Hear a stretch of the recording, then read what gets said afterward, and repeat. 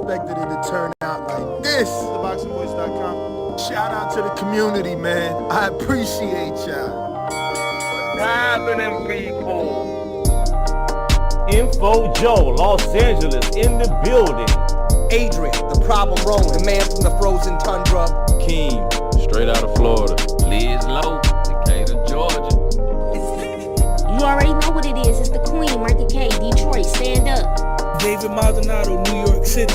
Yo, Nuss, don't cut me off, man. Don't cut me off. King Amin of Essex, catch me for them championship rounds. Big Super Mac, Plainview, Texas. Davidian in Buffalo. God bless you all. In Jesus' name. Without Chai, it ain't nothing. Without the callers, it ain't nothing, man. Bad Girl, TKO, San Diego, California. Big Fish, Vegas, Palm Beach, Florida. Intrigue, the Incredible, straight out the ATL. James Benitez, Huntsville, Alabama. It ain't hating, it's just the truth. Show Kid, Mount Vernon, New York, suckers. SDS Promotions. Coach Mide from London, UK. Let's go! I'm ready! Checking in from Tennessee, it's Lethal James, P-A-Y-N-E.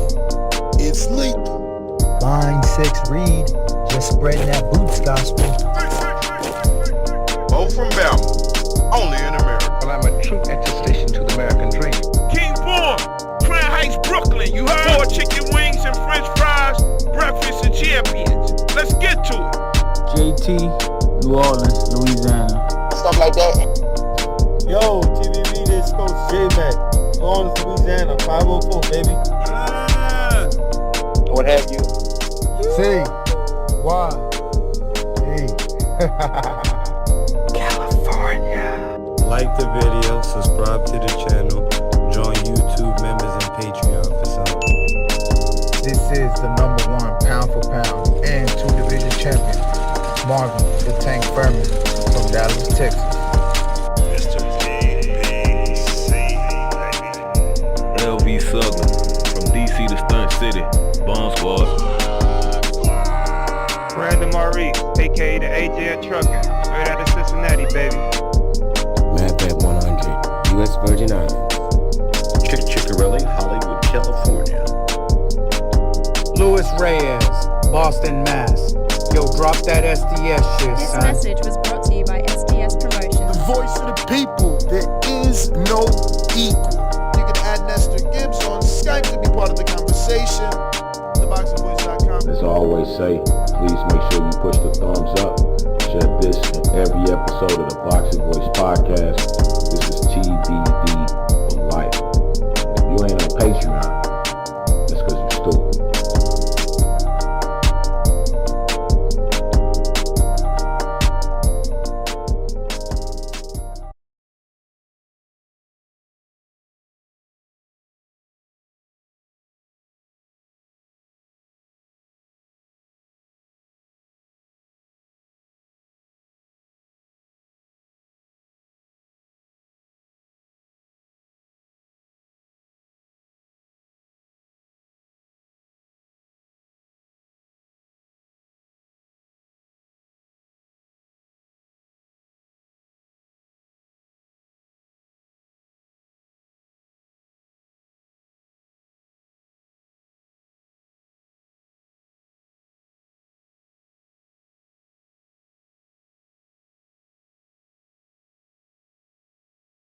Day of your life. No sound, Bo. No sound. Not my bad, y'all. Shit. It's all good.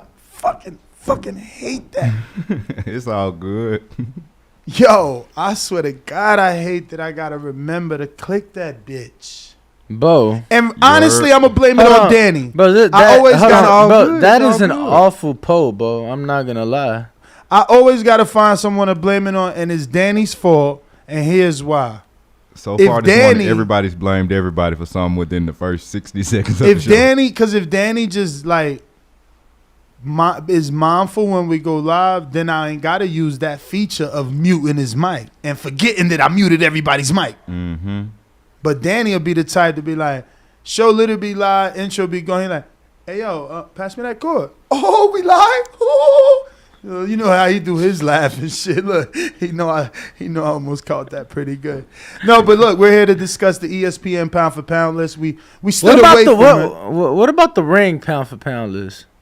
I mean, all of them. I think that I was gonna bring up the ring anyway because of the back and forth with Doug Fisher and Devin Haney, and then that reminded me of, Michael Coppinger and Terrence Crawford. And then I think even Crawford, Jermell Charlo and Coppinger.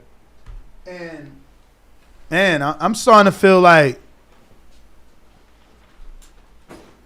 maybe we ain't got no say, man. I'm going to be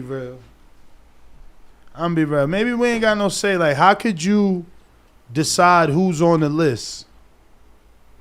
You don't even know how to fight. You can't beat nobody on the list, but you putting people on the list. Cool. So we ain't supposed to know how to fight. We supposed to know what we seeing. But how much do you know what you seeing if you can't mimic what you seeing? You don't look like them when you do it. You know what I'm saying? So I don't know, man. How the fuck could Coppinger, and I ain't single him out. I hope he don't catch a grudge. He knows we friends. I'm just saying, like, how can any of us really tell them where they're at, especially the undisputed ones? It's like, bro, you got Inoue above so many people. He's not undisputed. I mean, you got Earl above so many people. He's undisputed. So this year, they've effectively taken back the status of undisputed. It's no longer this covenant status of ultimate achiever, because that's what you are when you undispute. There is no claim, but these fuckers are doing that. They're putting doubt in the minds of the Haney fans, of the Charlo fans, of the Crawford fans, or whoever deserves to be on the list properly ranked.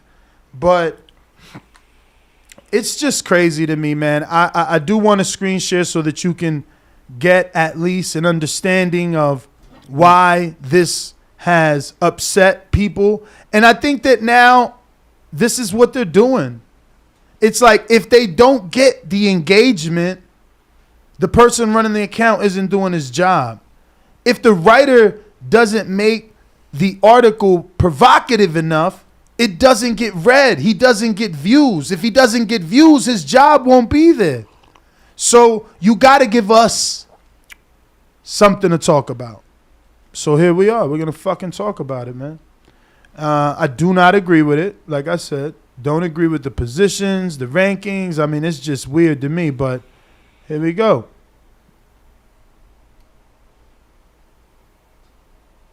So let me move myself up out of here. I do like how they show how the writers actually voted at the bottom. Nah, and that's the way it should be. Right. They have a panel. Cool. I wish Ring did the same thing. That's exactly the way it should be. And for those of you, that don't know, it is available on ESPN's website. And this is about to screen share. They do like a point system. So, 10 points for first place and then they're on down. But yeah, man, they should show, and they even show like who got how many votes for what place. So you see like Crawford got 8 first place votes and Inoue got 6. That's fucking crazy. Where are you seeing? Oh, you're on the story. I'm on the Instagram. Oh, I'm showing the list. You're reading the article, which is good. Yeah, no, I'm on the ESPN website. Yep. So all right. So do they have a reason? How's the opening paragraph? Is it just so actually it is an article. Is it just like Alexander Usyk jumps into the top 5 latest ESPN rankings? Nah, this one actually the article is like about better beef, but from the August 20th, so that's a week ago. I don't know why it's not more current, but they do have, obviously the pound for pound list, and then they'll show like the previous ranking, the record, division, last fight, and next fight, and then after that. It shows the point system, and then it shows the people that got left out, right? So Devin Haney would have been the next man up with 19 votes or 19. I don't know. I guess points. For the votes. I'm gonna have to go to this, bro. Yeah, I'll send you the list. Yeah. Javante.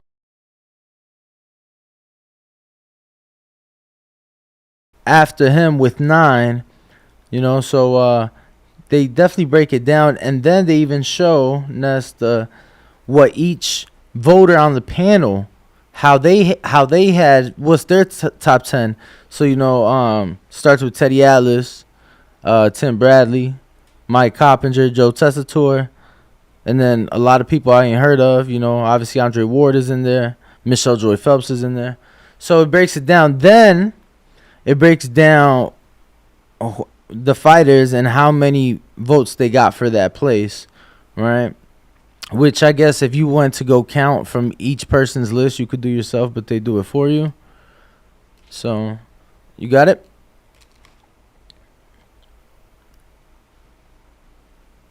But yeah, Nuss. And then Ring Magazine's list was pretty amusing to me. As well, given that they have Vasyl Lomachenko on their list, but yeah, he's not even the. How do you know that's Phelps? That's the only one, Michelle Joy Phelps. Nah, I mean he's saying it could be somebody else with the last name Phelps. Absolutely. Michael Phelps. I just know, having worked for her, that she had a vote on the ESPN panel. So you knew she was on the committee. Yes. Claudia Trejos is on there. Correct. Who is Baby?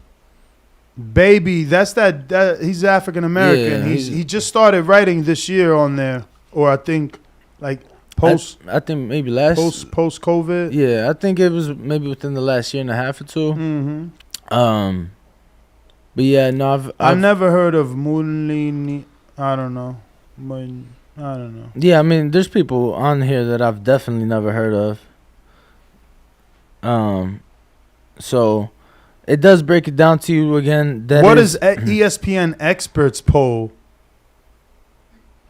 So that is just breaking down all the writers' votes. Oh, right? the votes. So it's saying like Crawford received 8 first place votes. So I'm assuming if you go and count all the writers, that's 8 of them had Crawford number 1 pound for pound.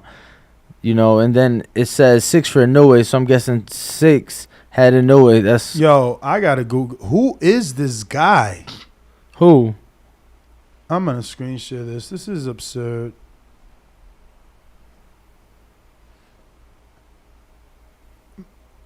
Who is Moy? Whatever. We're gonna stop at Moy. Spence, Crawford, Inoue, Fury. Alvarez, Usyk, Lomachenko, Bivol, Beterbiev, Golovkin. You know what I'm saying? This is what I'm saying. There's not a screening process. This person obviously doesn't know anything about the sport and squeezed through the cracks.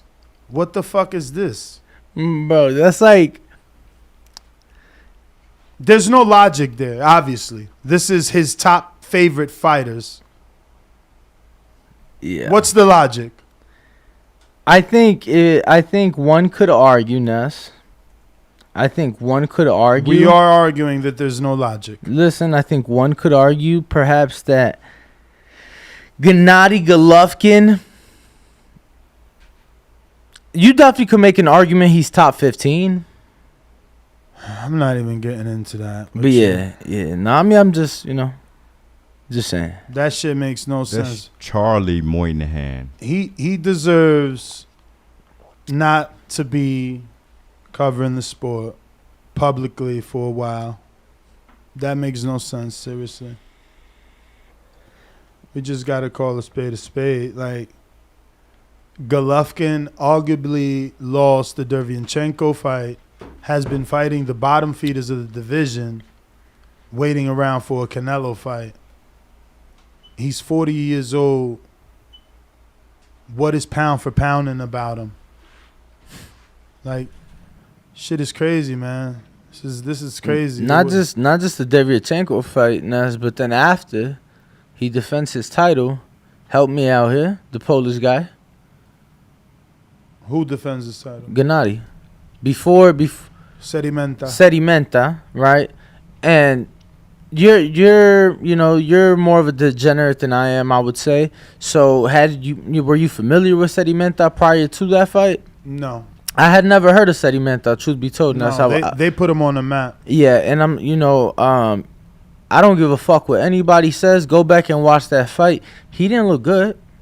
He didn't look impressive. He was huffing and puffing, right? He didn't look like he was the Gennady of old.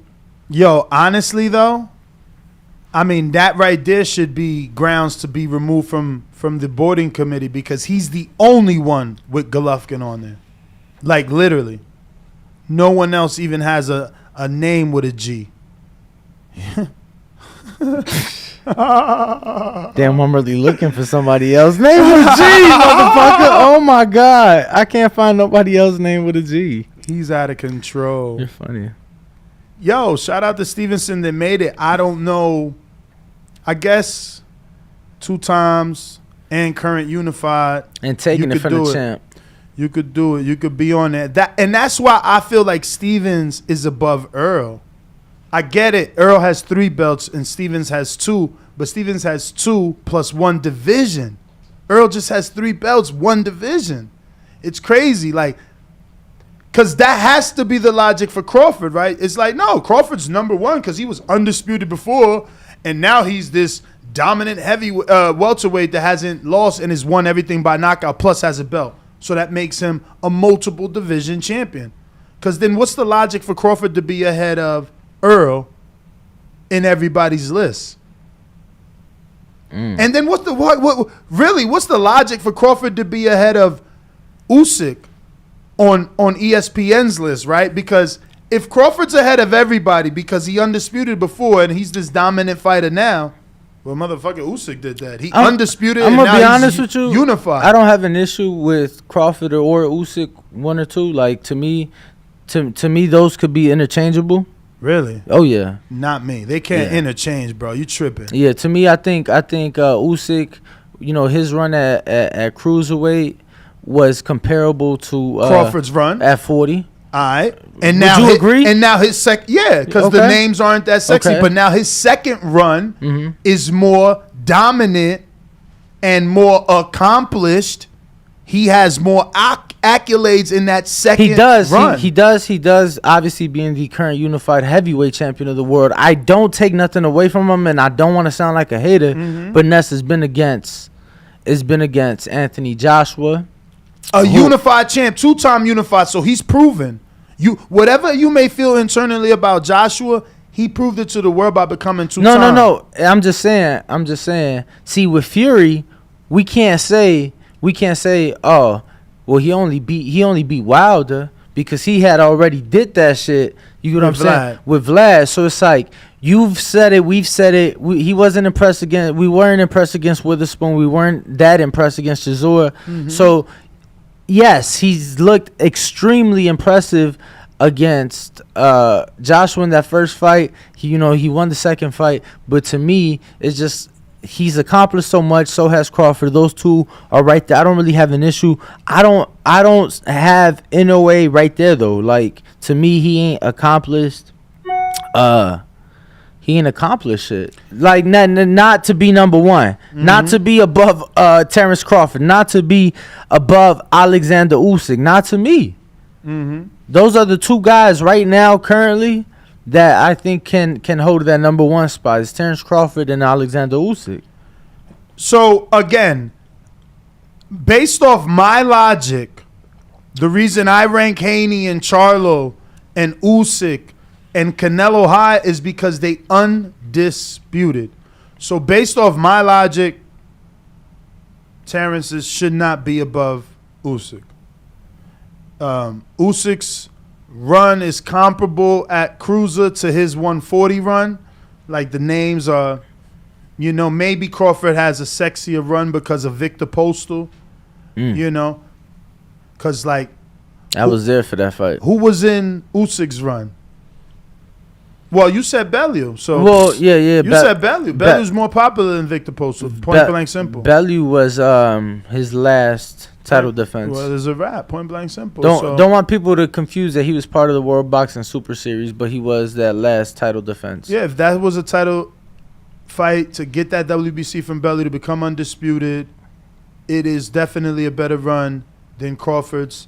There's more notable names. Yeah, that was to become, because I want to Belly was BC, the WBC champ. Yeah, because he beat McAboo for it. Wasn't it? No. Who he beat? No, hold on, I got you. I'm pretty sure he beat McAboo for it. You know what? I'm trying to think. Sensual, baby. Yo, you heard of Jai? I think what is it, Jai Cortez or something like that? So, No. okay, so you were right. He did beat he beat McAboo, but it was vacant, right? So then he beats BJ Flores, defends his title. So, okay, Usyk already had the BC. Mm-hmm. Usyk was the undisputed champ when he fought Bellew? Yes. Bellew didn't have a belt. So no, because he had won up for the 2 David Haye fights. Wow. When he became WBC cruiserweight champ, he defended against BJ Flores once, and then moved up to heavyweight for those 2. So then no, Crawford's run is better.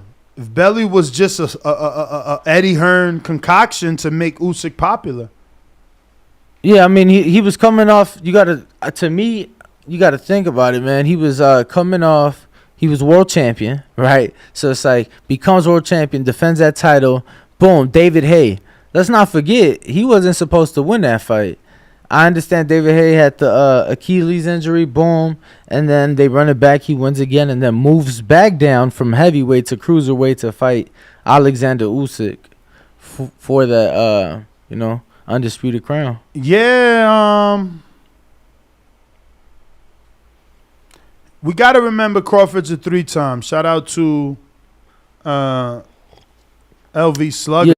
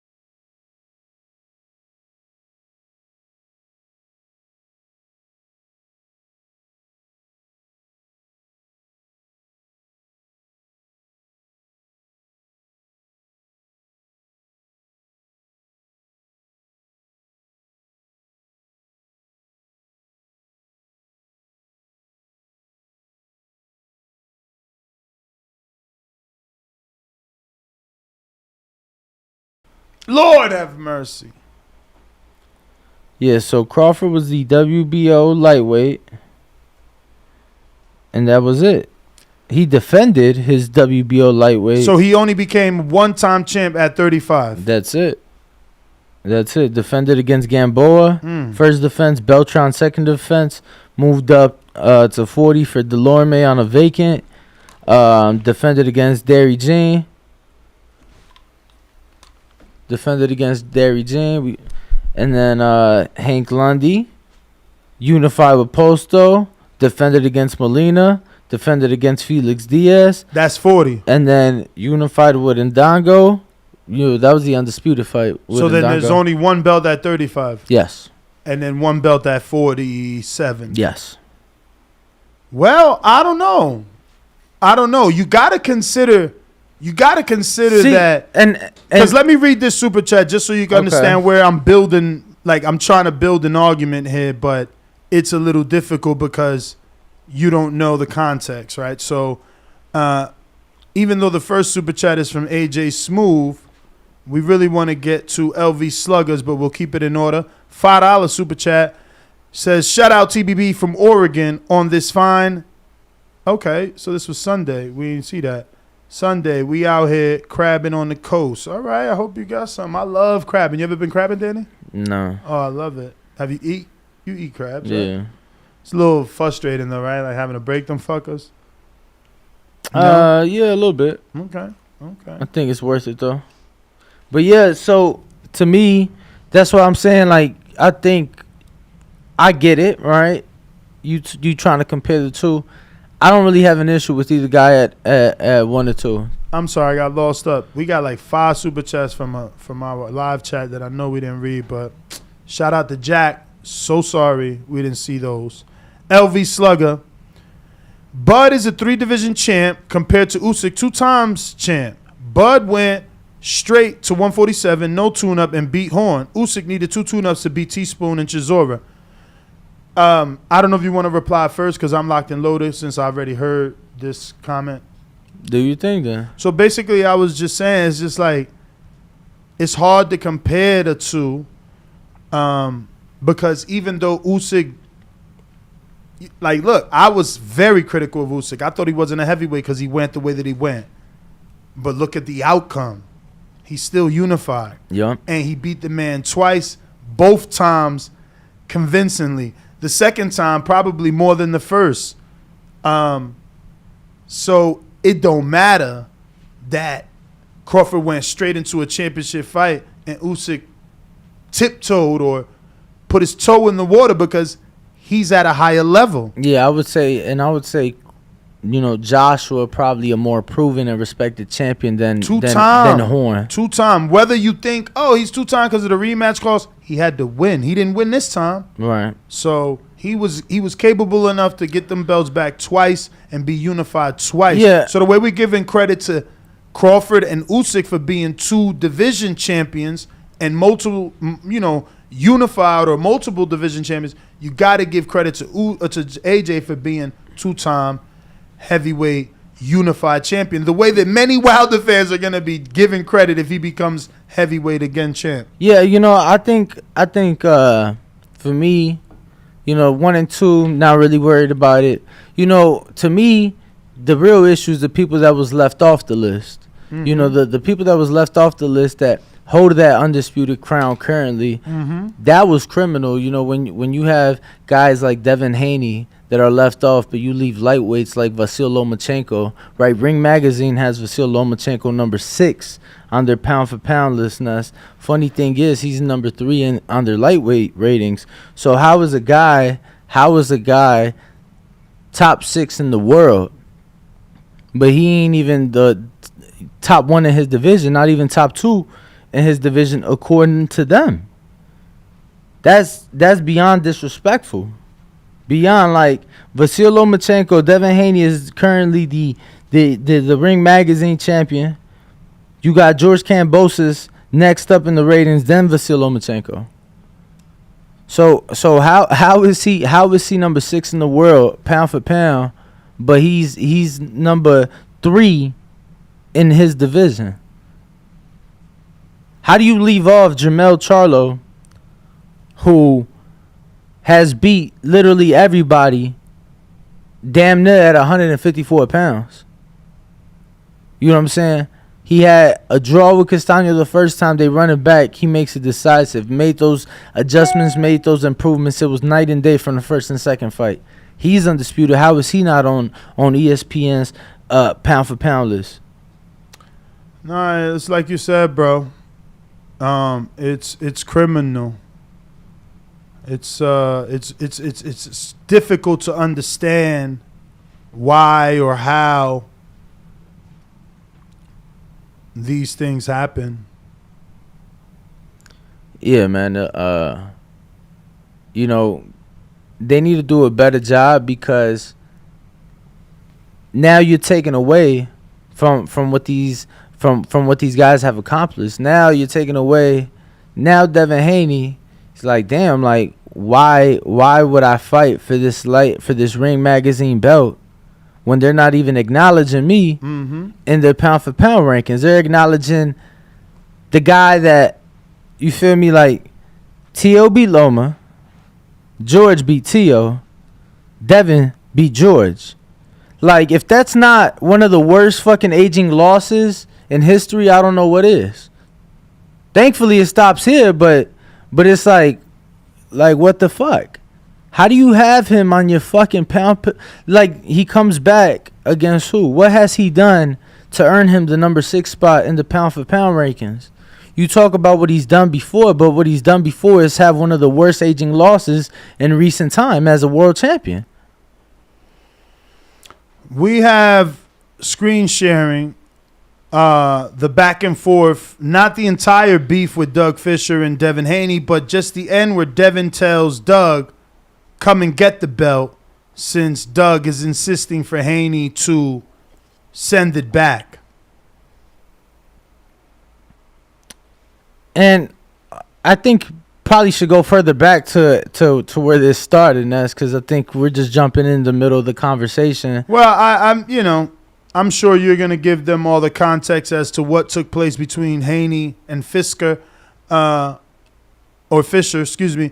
But I wanted to highlight Jermell Charlo. This says, and I quote, "Don't let no man discredit you for something you worked your life to accomplish. Enjoy your straps. We know what it is. Their opinion don't matter. Keep eating. Your reality is Hall of Fame. Can't take it away from you. One day your kids will enjoy what others can't." And he put the lion emoji.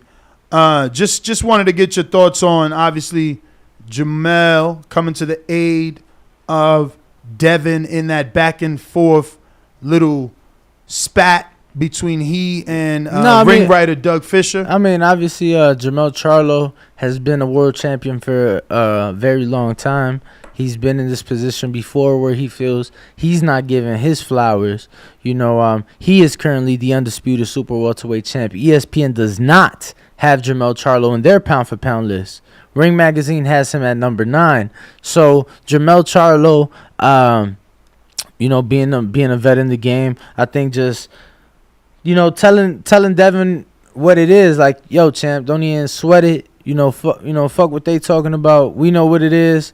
We know at the end of the day, when it's all said and done, the Hall of Fame is your reality. And, Jermell's older. He's been in that position. That's where he has felt underappreciated, felt, undervalued. So Jermell's doing, I guess, just a vet move and being there for Devin, just letting them know, don't even sweat it. Yeah, so I'm going through the Twitter trying to find the little back and forth. All you had to do was I clicked on it. It didn't work the way it normally does when you click on that one. And nah, because all right, I'll send it to you. Because I wasn't the thread. Yeah, I can't find the fucker. You on Devin's page? I was on Fisher's. I would have been on Devin's. Because that's where it started. Here we go. Right there. Sending it to you now. All right. You should have got that. But, yeah, man. So, when you have two publications in ESPN, you have a publication in Ring Magazine that leaves, both leaving out Devin Haney, current lightweight undisputed champion. ESPN leaving out Jermell. Like, people need to sit back and reevaluate, like, who do we have, like, assessing these things? Who do we have on our voting panel? Who do we have on our writing staff? Because there's changes that need to be made. So Devin's first tweet is, the Ring Magazine could keep their belt. You won't see me with it before or after this fight. And that was obviously as you're screen sharing the list, the pound for pound rankings list, where he is not listed on it. But instead, Vasil with no belts at all on the list. Dimitri Bivol with 1 belt and a win over Canelo on the list. I guess you beat a pound for pound guy, you should be on the list, right? I don't know why they took him off, but they have Inoue so high. But after that, Ring responds, or actually he tags the Ring so that they know. So, and after Doug he Fisher goes on again. No, he goes on. He says the youngest undisputed champ of the 4-belt era and not on the pound-for-pound list is crazy, especially when you guys who don't even hold the Ring magazine belt currently made the list. Get the fuck out of here.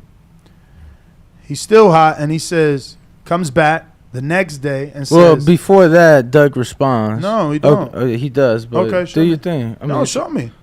Bro, this dude gets so upset and defensive over fucking Haney. Chill, bro. What the fuck it got to do with Haney? It's not on his page. Okay, so you telling me he responded? I'm saying no, he don't. You're like, yes, you do, and you roll your eyes, you exhale, like you ain't a fucking girl, dude. Breathing all heavy over a fucking message, like I didn't see it. Show me. Let's see what they got for us, Danny. I sent it to him. See if he sees it. You had coffee this morning, Ness? It's in my thing. So he sends me something to Doug Fisher, and it says, then mail it back to us, champ. And it says replying to Devin Haney after the Ring magazine post.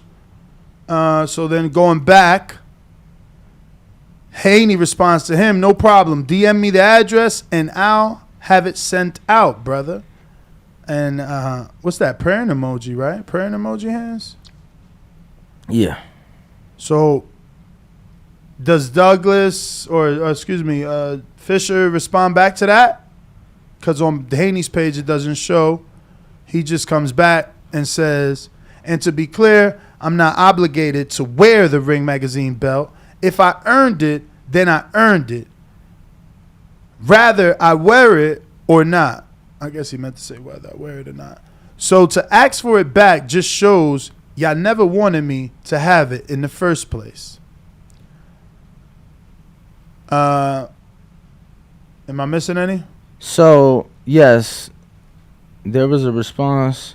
So the response to that was that. It's on Doug's? No, I just sent it to you, right? The response to that Devin Haney tweet you just read. Mm-hmm. And then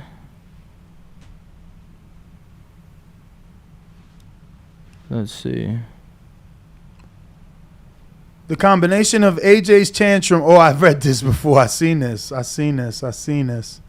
The combination of AJ's tantrum in the ring and Haney's hissy fit on Twitter opened the door to an issue I've been wanting to discuss and explore for a while.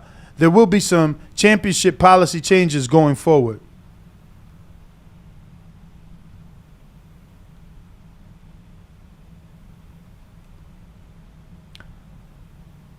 I didn't even know Doug had that much power over there. Says he the editor for Ring magazine. So it looks like after Haney responded about having the belt and earning it, so basically he's not sending it back and saying that, Doug never really wanted him to have it. That's why he's asking for it back. So a fan comes and says, you literally just told him to keep the belt. Then Doug responds to that fan and says, right, he said you can keep it in quotation marks. Then he says, okay, then let me keep it. I just don't know as a business if this is a good look. Yes, writers are supposed to be able to defend themselves. And you showed where Devin said, come get it, right? Yeah. Okay. I didn't show it. That should be next, I think. Actually, yeah, right there. Okay. Come get it. And then, did you see the Fisher's response to that? No. He said, are you in Las Vegas? Oh, shit. Yes. And this is what I'm saying. You could say some things, but, why are you talking like that? That's pretty weird. I don't know. Pretty weird. Nah, then I don't know that it's a good look. No, it's definitely not a good look, especially, you know, to you know, continue it over a period of days and to, you know, further elaborate and even go as far as like trolling, you know, on your social media platforms about it. Like, what do you gain from it? What is the purpose? How are you helping the sport? You know, by showing us. I just don't understand. We all know that the Ring magazine is losing so much of its credibility and prestige. You know, we here at the Boxing Voice display quite a few nostalgic Ring magazine covers, but people don't order that anymore. You know, I haven't been to anyone's house in my entire life where I've seen them have a Ring magazine on a coffee table.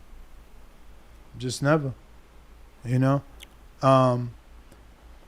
So it's like, why take to a platform that is for the youth to show that your belt is biased?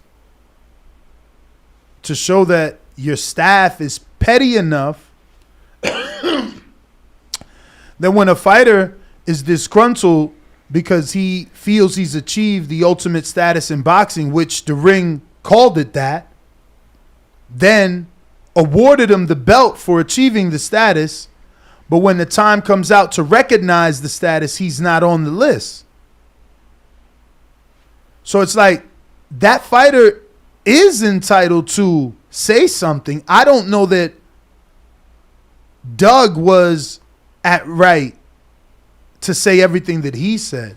Defend your list, yes, but he didn't defend his list.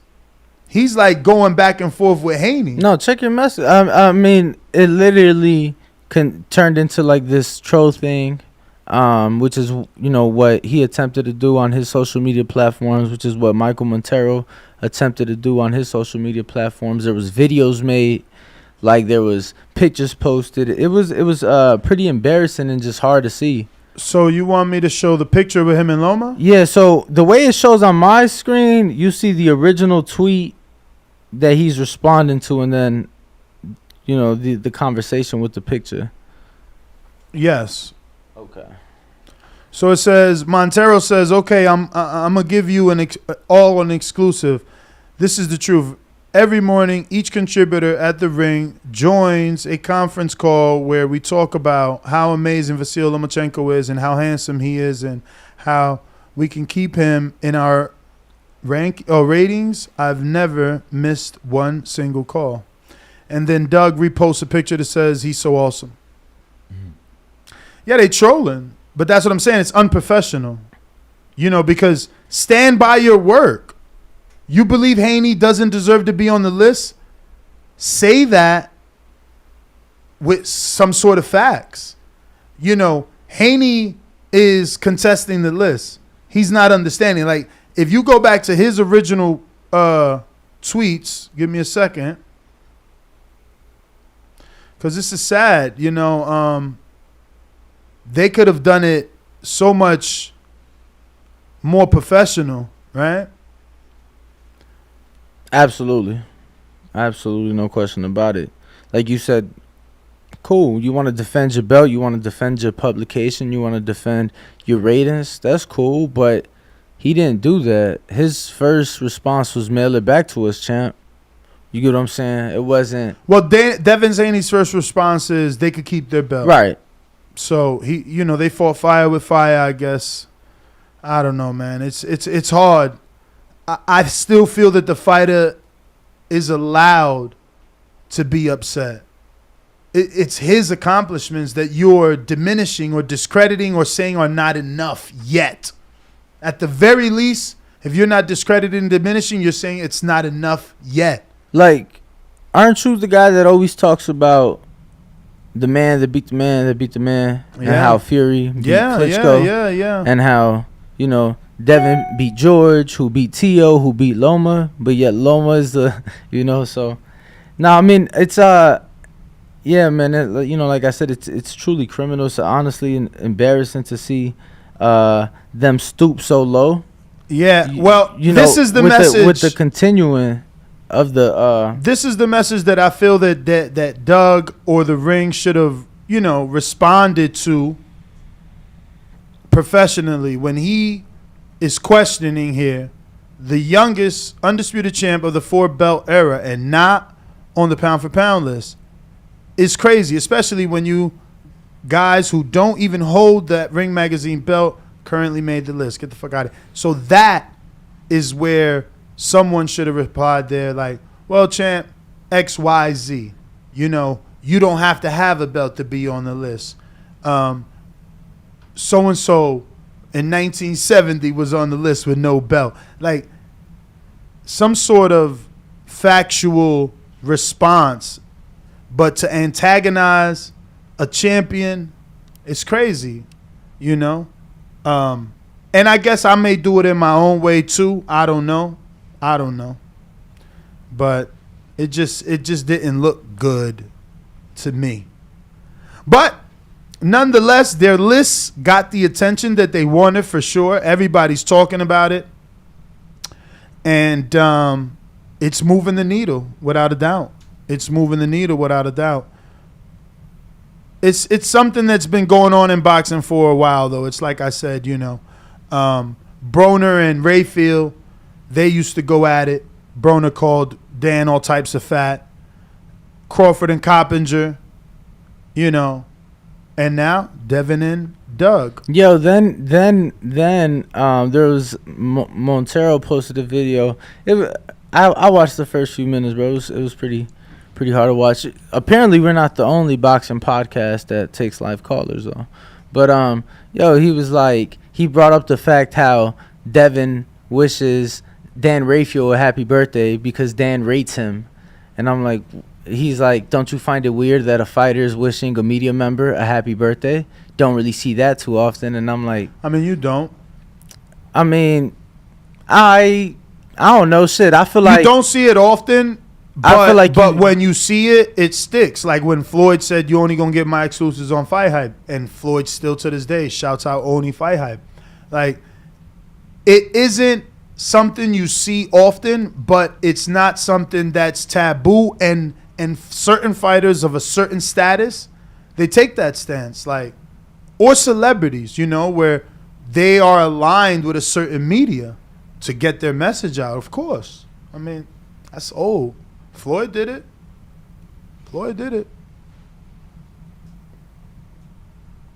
So, I don't think it's a big deal for him to wish Dan a happy birthday, and I don't make it as big of a deal as the other writers that are saying it doesn't happen often. But I agree, it doesn't happen often. Oh, shit. I don't see Crawford wishing nobody. He definitely ain't wishing no Coppinger a happy birthday. But I haven't. I mean, we follow. I know you don't, but you get tagged or sent, and I follow. Honestly, I don't really see that, But Dan is different. I'm sure there's other people that wish Dan a happy birthday. He's pretty big in this sport. I think he got like 320-something thousand followers on Twitter. Yeah, I don't know what it is, but Dan's huge for He's sure. Huge. No pun intended, Danny. Yeah, I don't know. I feel like I've definitely seen it, especially, I guess you're right about the social media part, right? Because I feel like you definitely see it more, the relationships in private, but it was just funny to see them bring it up, funny to see them even continue the trolling, if you will, on the video. That was interesting to see for sure. I mean, it's a page out of Jake Paul's book. I don't understand how in this generation and this day and age we don't understand what it is. 50 Cent did it early, and now, the influencers are taking it over. But, like, you jump on something while it's hot, and I'm sure they've gained a following by Haney giving them the attention and introducing them to another audience, which is his own, because it's his followers he's talking to when he tweets. His followers have to retweet and share in order to get it outside of his fandom, We got a poll on our youtube.com/The Boxing Voice show. Don't forget to subscribe and hit that thumbs up button if you haven't already. Hit the thumbs up to help the algorithm know that we are rocking out every single day right here, 7 days a week. And today we will be at the Wynn Casino starting our new gig. So, should Devin Haney, Jermell Charlo, Tank, or Stephen Fulton be on the list? Damn, Fulton wasn't on anybody's list. Yeah, Wow. he was at the bottom, if I'm not mistaken, of a couple people's. Oh, yeah? They put him in their top 10s, the individual writers? Yeah, individually. The guy Baby did. Okay. He got him at 10. Yeah, I mean, I think he's right there on that cusp. I have him like right outside my top 10, but I think he's definitely on that cusp. Yeah, it was on Baby. Yeah, but 47% Jermell Charlo should be. 47% believe Jermell Charlo should be on the list. 41% believe Devin Haney should be on the list. 3% for Fulton. 9% for Tank. And that's our poll if you want to vote. And let us know how you feel, who you feel belongs or doesn't belong on the list. I think we could go ahead and open up these phone lines for anybody that wants to also call in and maybe give your list. We also got a $10 super chat. But you know what we got to do, right? What's that? We got to remind everybody that in, let me see. So maybe 6 days, I think. I'm going to get the exact number and start giving out the actual date. But in about 6 or 7 days, our raffle for an all-inclusive Canelo Alvarez, Gennady Golovkin, I don't know, what we call it, like a fight pass, man. You know, you get your airplane ticket, round trip, paid for, a hotel, and you get a ride to the TBV studios. Danny still hasn't decided whether he wants to perform from our very, spacious 48,000 square foot building with a rooftop on the Canelo Triple G night where we could pop bottles and all that great shit. Or do we go to the Wynn Casino, a very luxurious, prestigious casino you'll just never know who's going to be walking in front of You shot it down. We'll be here. We'll be here at our headquarters, TBV Studios. Debbie Downer's back, guys. Nah. Debbie Bro, Downer. You shot it down. We missed the window to book it. Like Debbie Downer. You know, it's quite simple. Bo, why is he lying? When's the fight, Bo?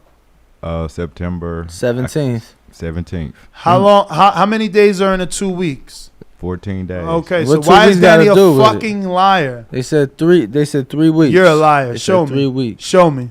3 weeks Show is me. what they said. Exactly. More lies. How can I show you what You came were out their CC'd. mouth? You were CC'd. Bro, they said it out their mouth in You're the meeting on CC'd. Friday. You're CC'd. It don't matter what they said. So you got the audio? It don't matter what they How am I said. It's what CC'd they in audio? wrote. It's We what can they go to wrote. We It's can what go they to wrote. a couple callers because if I'm not mistaken, we got a guest in 6 minutes. He ain't got no guess. I think we do. He fired that guess, bruv. He was supposed to be at 7. It's 6:54. He should have been in the motherfucking green room. Nah, I'm joking. Shout out Cash Flow. Let's screen share. Danny's a hater, y'all. Just saying. He woke up on the wrong side of the bed today. It's early. I know. He ain't get no coffee. Micah, can you make this man a coffee? Did you have coffee today? Nah, he gonna ignore me. Look, you could tell he got a little attitude. Bro, you saw me throw my coffee cup away. I drank a Red Bull. Oh, shit. So you landed on the giveaway, Still and we need a told you about the giveaway. So do not miss this opportunity because we got a couple days left for the raffle, and we will pay your flight. We will pay your hotel. And if we can't afford to pay your Uber, we might get somebody to pick you up. Just saying. But we'll bring you out here, man. We'll bring you out. Look at Rob shaking my head, these two. It is Danny with his frustrations. It's me, champ. He needs cigarettes in his life. Did you ever smoke cigarettes? Never. But that's nicotine, though, in there, right? Or is that tobacco? No, that's nicotine, no tobacco. Yeah, but I would never stoop so low in my life to smoke a square. Oh, wow. Yeah. Usually people smoke squares. Nah. So that was a $5 super chat for my man AJ Smooth. We got another $5 super chat for my man L to the V. Also call him the Slugger. That's his name, all right? All right, what am I doing here? LV Slugger. Slugger.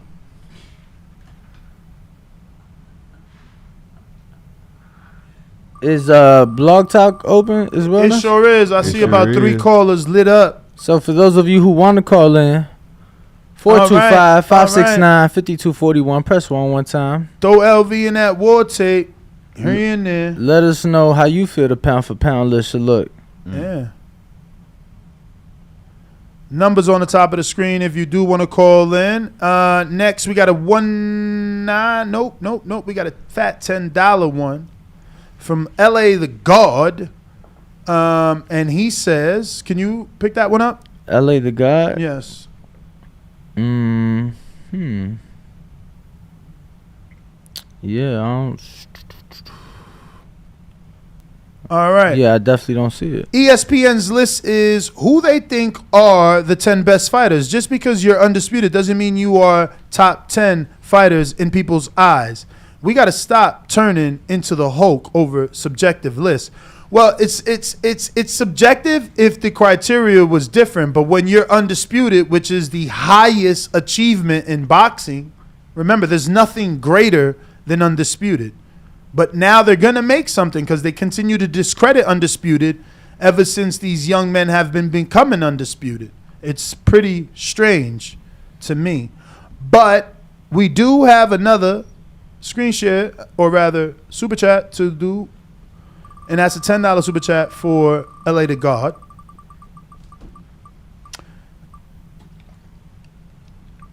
All right. The Canelo Raffle chant. You know what it is. All you got to do now is send in another 65 and we'll put you in that raffle. And if you win, we'll fly you out. Hotel. Ride to the studio. Watch the fight with us over here. Pay-per-view night with us. Yo, I feel like people aren't talking enough because I'm not going to lie, I wasn't impressed with the last Canelo undercard. They did all right this time. Oh, yeah? Who's on the undercard this time? Bam is co-main. Okay. Rodriguez. Yep. Defending his title for the second time. And fairly quick turnaround, which I was also happy about because, you know, I think sometimes fighters criticized Canelo a lot for, you know, those quick turnarounds in the Yildirim fight. You know, but to me, it's like, shit, I was happy because when's the last time we saw Canelo fight 3 times in 6 months? Agreed. You know, so for shout out to Matchroom and Eddie, and just everybody that made that come to life. Shout out to them because I now get to see a pretty fucking good card for my birthday weekend. So Bam, but Bam's, you know, who's he fighting? Yeah. All right. So is a showcase, and then who else?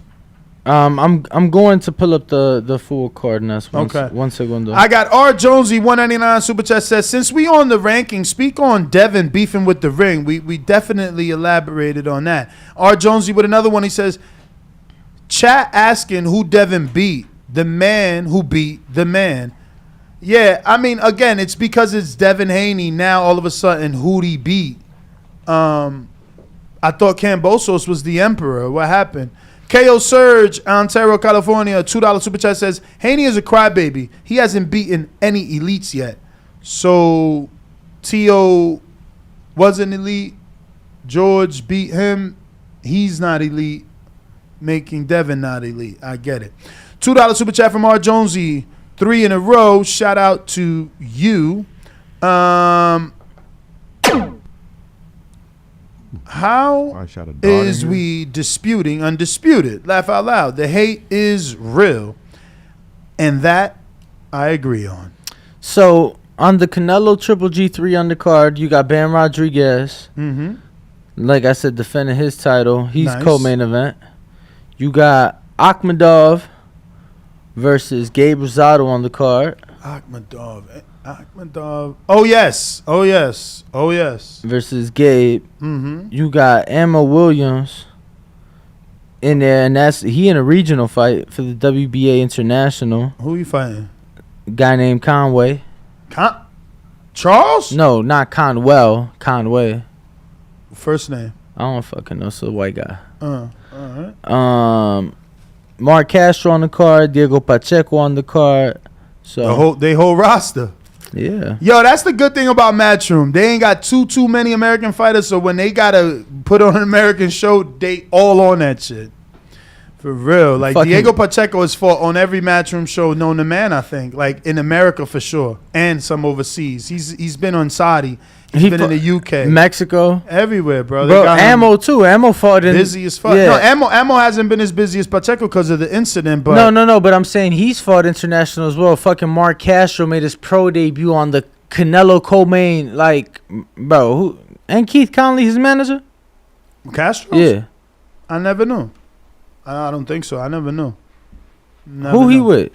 Castro? I mean, I only know him to be with Matchroom. That's the kid from Kansas City, right? No. Bro, why do you keep thinking of somebody who ain't fought in like 5 years? No. He is from California. Castro? Yes. Him and Keyshawn Davis was like rivals in the I don't know, in man. the Emmys. I mean, and I know shit. Castro. He's the head movement Yeah. guy. Head movement. I know him, but I don't know him like that. Nah, yeah. But I'm like 90% Danny sure. is such a hater. You heard him just dismiss me? Nah, like, yeah. Yeah, nah. no, because I know exactly who you thinking of. I'm just saying my guy ain't fought probably since like 2017. You know, so it's like I don't know why you would be thinking of him. You know, what's his name, bro? I don't even know. Bro, he was a 2016 Olympic. I know exactly who you're talking about, bro. He like had a couple pro fights, was on that Matchroom card in Kansas, and then he went like bare knuckle boxing after that. But what? Yeah. Damn. And now he's like making a resurgence but I can't even remember his name off the top of my head. But yeah, I'm pretty sure he's with. Damn. Now you're gonna piss me off because I can't remember. Why? Because how do you not know if he's with Keith or not? Ain't you? He ain't with Keith. Ain't you and Keith like best friends? You gonna open up these phone lines, but who we got? Open the phone lines up. 310. That's LA. Nah, that's hard. Hold up, let me double check though. Let me That's get my LA trusty for list. sure. 310. That ain't no fucking LA. Yeah. Oh yeah, 310. Yeah, that's 310. What's the next? 5? 430. Oh, that's my man's in them. JP in Long Beach. I ain't JP even in Las see the Vegas. name. Yeah, JP in Las Vegas. I gave him my handyman's number, man. He about to get some work done. Shout out to Caesar in Las Vegas who hooked me up with Paul. I got Paul out here getting it done I now. need that handyman too, bro. You do? Yeah, I cut the dishwasher on and it like leaked from under the sink. Like it's a little leak. He might need to tighten something up, swap Yo, something out. Floyd I is don't know. here, Micah. If you could do us a favor and get him at the doubt. And I'll let JP in right now. Let me just double check that number to make sure. Because it might be or it might not be. But fuck it, yo, bring him in, man. I can't. I don't know what's going on. Prior to the intermission, we got JP from Long Beach. JP, Long Beach. Is it you? Is it you? Is it true? Is it you? This definitely is 310? Probably him. Yo, see if you can open this, bro. Call you, what do you know? Text it to you. Yo, 310. 310 430 310. Are you giving it audio, bro? Yo. Oh, I hear him. Oh. I only hear him on the phone line. Just one moment. Yeah, you gotta hit the button. Hello. Y'all got me? Yep. Yeah, we got you. Y'all got me? Yes, we do. All right. Yeah, man, I love this topic because as you know, Ness, I was a writer once upon a time. And as I got closer to the writing game, I started to see that the Douglas Fishers, the Kevin Iolis, and the fucking Steve Kims and the Michael Monteros, it was a time that I was trying to hook you and Montero up to kind of be on the Boxing Voice. But these guys are overtly racist and joke about it openly. But the problem is that these guys have the platforms to disseminate the information to the casual masses in boxing. They dictate the landscape and what boxing looks like to new oncomers in boxing. People who go to the giantest platform in the sporting world is ESPN. And these guys get to paint the fucking picture, and they're overtly racist. And that's been my problem for the longest. We've been bickering amongst fans and shit, and I've been saying my bone to pick is with the guys who got the pen, who get the pencil whip, who get to write the narratives. The guy sitting up atop at ESPN right now, Steve Kim, he's a blatant fucking racist. And jokingly about it. Douglas Fisher, a fucking little Oreo punk. He's a punk, all right? And I've been mad about this shit for years, and nobody ever cared because it's just not in their interest. But these dudes get to write the narrative for what boxing looks like to a lot of people, and they've been fucking assholes for the longest. And that's basically all I have to say. All right, champ. All right. Tell us how you really feel. Ness, our first. He's ready? Yeah. He is. I mean, Bo, you got to go give him the particulars. We got CYP LA. Yo, let me know. What up? Yo. I look at this list and all these magazines. I say, look, we know how it is. We know how it's going to be. Charlo got enough money. Devin got enough money. A whole bunch of these fighters got enough money to start their own online magazine for boxing, make their own rankings. They got the fans. They got the following to give more traffic to that magazine, to that online magazine the Ring's ever going to have. They could do it themselves. Matter of fact, you can hire me. I'll work with y'all to put the list together to keep the shit going. There's a whole bunch of people out here who can help y'all get that shit going. Let's do that shit instead of crying about these motherfuckers not liking us the way we need to be liked. She's just not that into you, but it's cool because I'm going to get laid anyway. Let's move on. There was some people in here who agree with me, didn't agree. That's cool. I think that Sean Porter is better than AJ as a welterweight than AJ is as a heavyweight. If you look at Sean Porter's resume, he has 4 losses. AJ has 3 losses. Now, but AJ never fought the Earl Spence, the Keith Thurman, or the Terrence Crawford of the division. If he fights Wilder and Fury, he's going to have 5 losses. So when you think about it, when it comes down to Terrence Crawford beating Porter, that right there should solidify him as a big win in the welterweight division to help us pound for pound, since we're giving Usyk so much credit for beating AJ. AJ is not as good as we thought he was. He's been exposed, but he's good, but he's not the top. So that win is going to age very, very poorly for Usyk if AJ keeps fighting and fights them top 2 dogs, because you're going to see him carried out on a stretcher. And he's going to have more losses than Porter has, and he's going to lose in more of a devastating fashion to the top people, unlike Porter did, who got a split decision, majority decision, and only 1 KO loss. CYP out. All right, ladies and gents, looks like we have our first guest of the day, Cash Flow Diaz, in the building. We'll be right back in a few moments.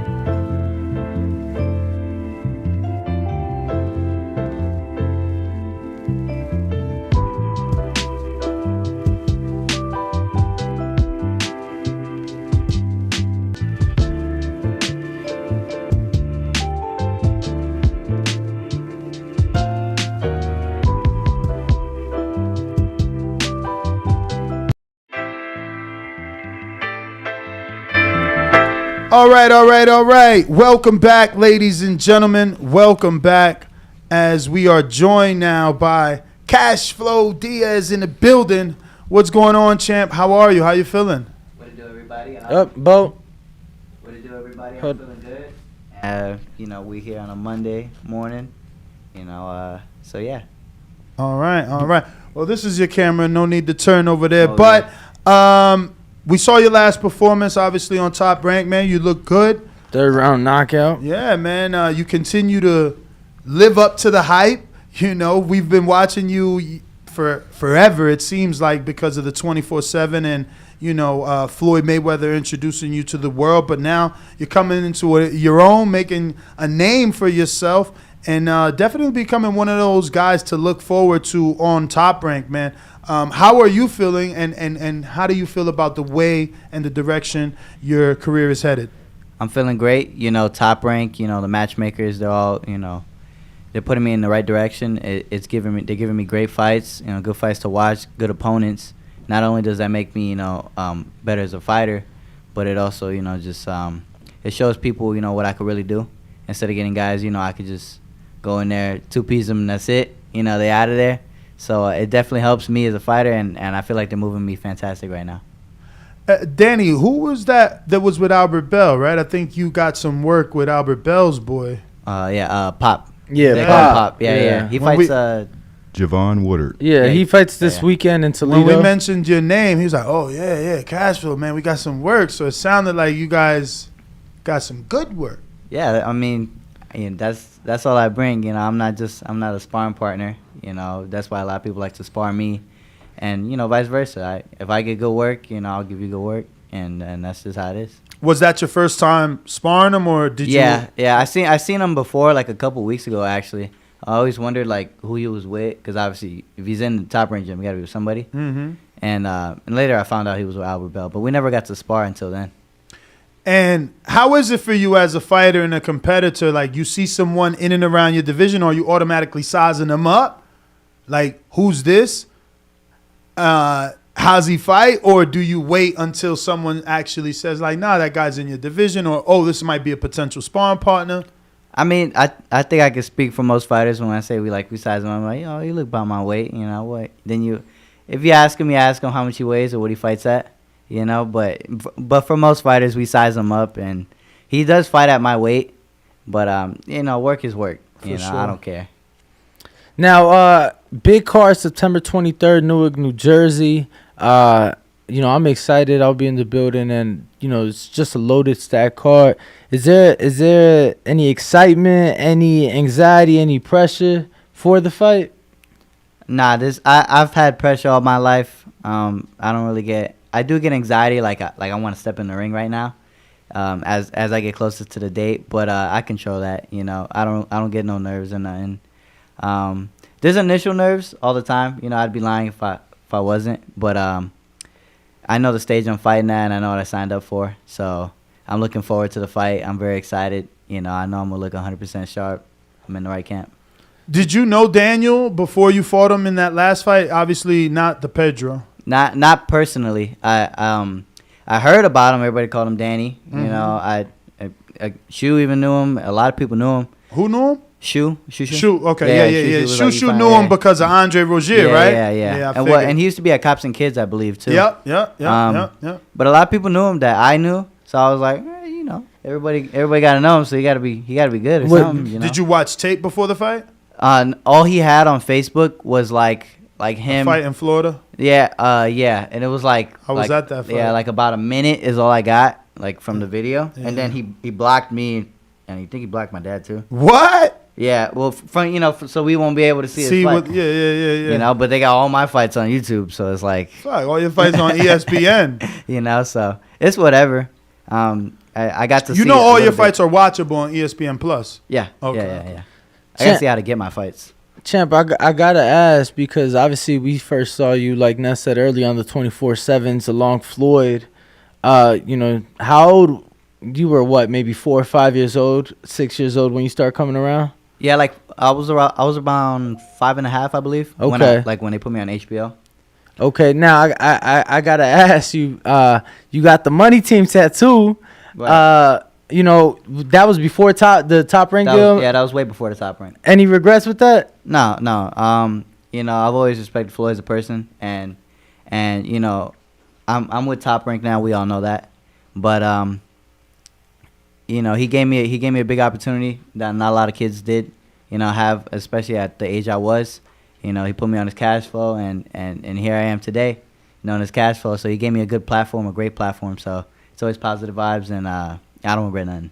Yeah, man. Nah, and you're so young. You know, you might do business with Floyd in the future. Yeah, who's saying we can't? You know, if the money's right. I mean, come on now. Yo, I used to be heavily critical of Top Rank and you know, say that they give their fighters a diet, but for their up-and-coming fighters like you, I feel like they know how to develop. I mean, this is something that we hear in the sport a lot, that, you know, Top Rank develops stars. But I feel like they're taking a different approach with you. You're fighting a lot of undefeated fighters with only one loss. Like, that's not Top Rank normal. Right. Do you know why things are different with you? Is it you guys? Is it your dad? Is it Bruce Trampler? Is it Todd? Or is it you know, Jay Prince? Are they him and Tone seeing something in you and they want to match you against Tone? You know it. You know, normally like a guy 4-3-0, he's fighting a dude who's like 3 with 6 losses. Yeah, like you got a pretty decent record for 6-0. The people that have been on the other side are decent themselves in terms of records. So like, what do you, I guess, accredit that to? I mean, it's everybody around the team. You know, it would be the matchmakers too, as well as my father and my manager Jay Prince.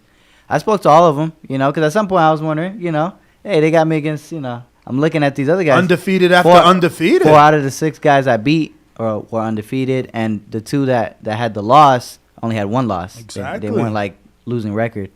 Yeah, I credit it to, like, you know, I would say just me and my dad for the most part. You know, they obviously, Jay Prince and all of them, they told me that, you know, they see something in me. You know, they know I could do it, and obviously they wouldn't match me up if they didn't think I could do it. You know, so they believe in me. The matchmakers believe in me, and if it gets and on top of that, it gets me closer to a world title. Fighting those guys, it gives me more points, so it doesn't matter to me. Speaking of world title, how well do you know Gary Antoine Russell? One in your division. Yeah, I've met him. That's Antonio. I said Gary Antoine. No, Antonio. Yeah. I'm sorry. Correct. Thank you. Antonio Russell. I've seen him about I think 3 times. I ain't gonna lie. I don't know him that much. One time I wanted to spar him.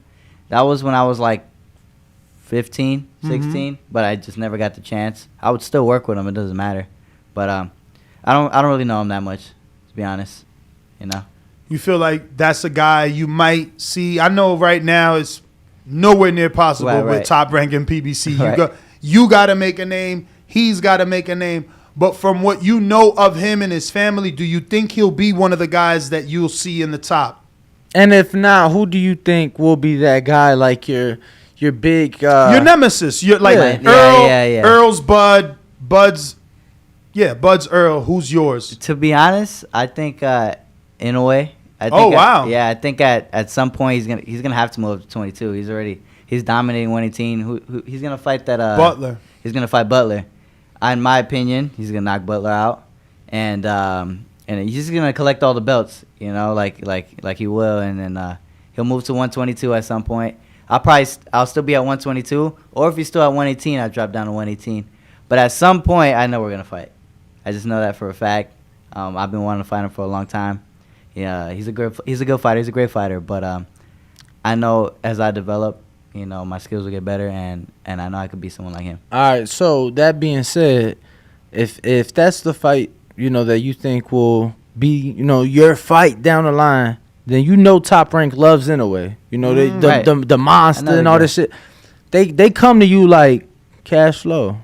Like Bruce calls you like, Floyd, look, we got the Inoue fight for you. Titles on the line, 122. But you got to come to Japan, Tokyo Dome. We're going to do it for 50,000. But you have to come over there. What you doing? I want to go over there anywho. And you have to stamps on the passport, baby. And you have to walk out first. I'm down. I would love to go over there. You know, you really love to travel, right? I love to travel. And especially Japanese food and that just all around that heritage. I love that. I love that stuff. So I would love to go over there.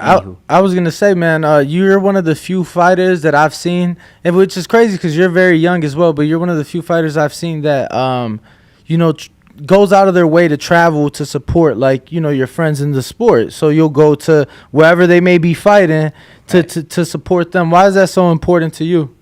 I feel like it just shows the love, And they know I could watch on, ESPN or whatever platform they're on. But, I've known them for such a long time. I may not look, very old or whatever. I'm only 19, but I've been in the sport for a very long time.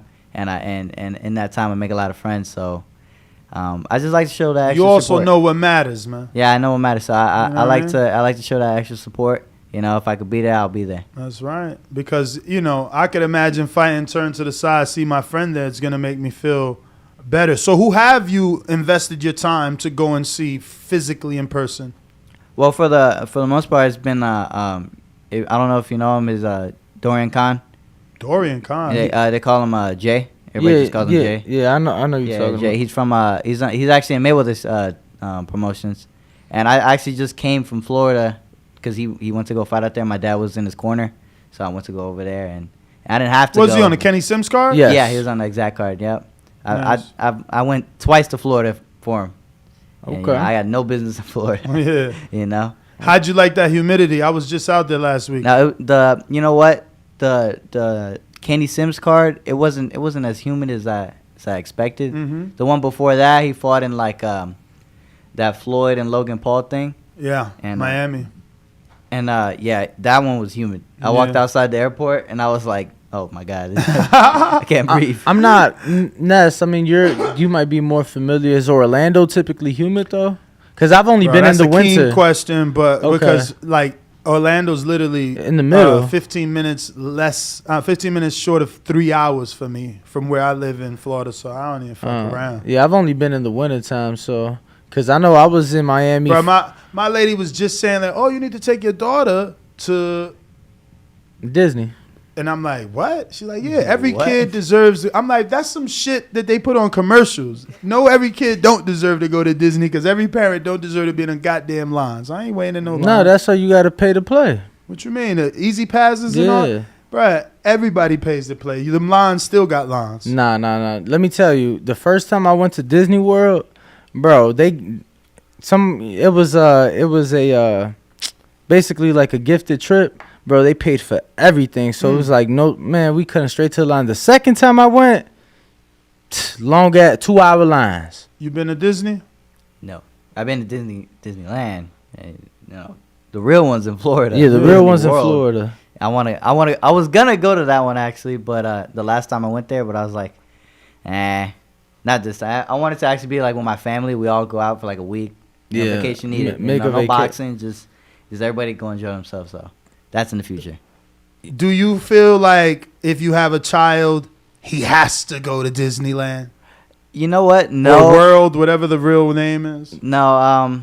I mean, to be honest, I had a lot of great memories. My dad used to take me a lot when he was working a lot, and we were investing in the boxing, but we were just having fun as a family a lot, and we would go to Universal all the time. And honestly, that played a key part in just my childhood, because as a fighter and as an athlete, I didn't have much of a childhood. I could say that for most fighters. But I feel like Universal was just, it was dope. It's the thought that counts, just for sure. Taking us out there and now you don't have to go all the time, but we had this like year pass thing. Okay. So we would go like as much as you could, like every other week. Season passes. Yeah. So when we stopped with that one, when that one ended, that's kind of when we stopped. Yo, I wonder, with Top Rank and their ESPN deal, why has Disney, because obviously they're, it's under the Disney family, why have they never approached the boxing champion? Like, how for the Super Bowl, every fucking Super Bowl, it's like the winning team, they're literally paid to say, oh, so what do you want to do now? Oh, go to Disney World. Yeah, we're going to Disney. And I wonder why they've never done Yo, that that's with so boxing. true. That stopped though. I wonder if that was didn't marketing. Stop. Of course, that was marketing, bro. Who the fuck? What grown ass man is in a rush to go to Disney? I just want a Super Bowl. I'm trying to go see some ass shake. I'm trying to go pop bottles. I ain't trying to go. Maybe like my man Cashflow, you want to go with the family. What are you talking about? Every year, the winner wants to go with the family. Every year.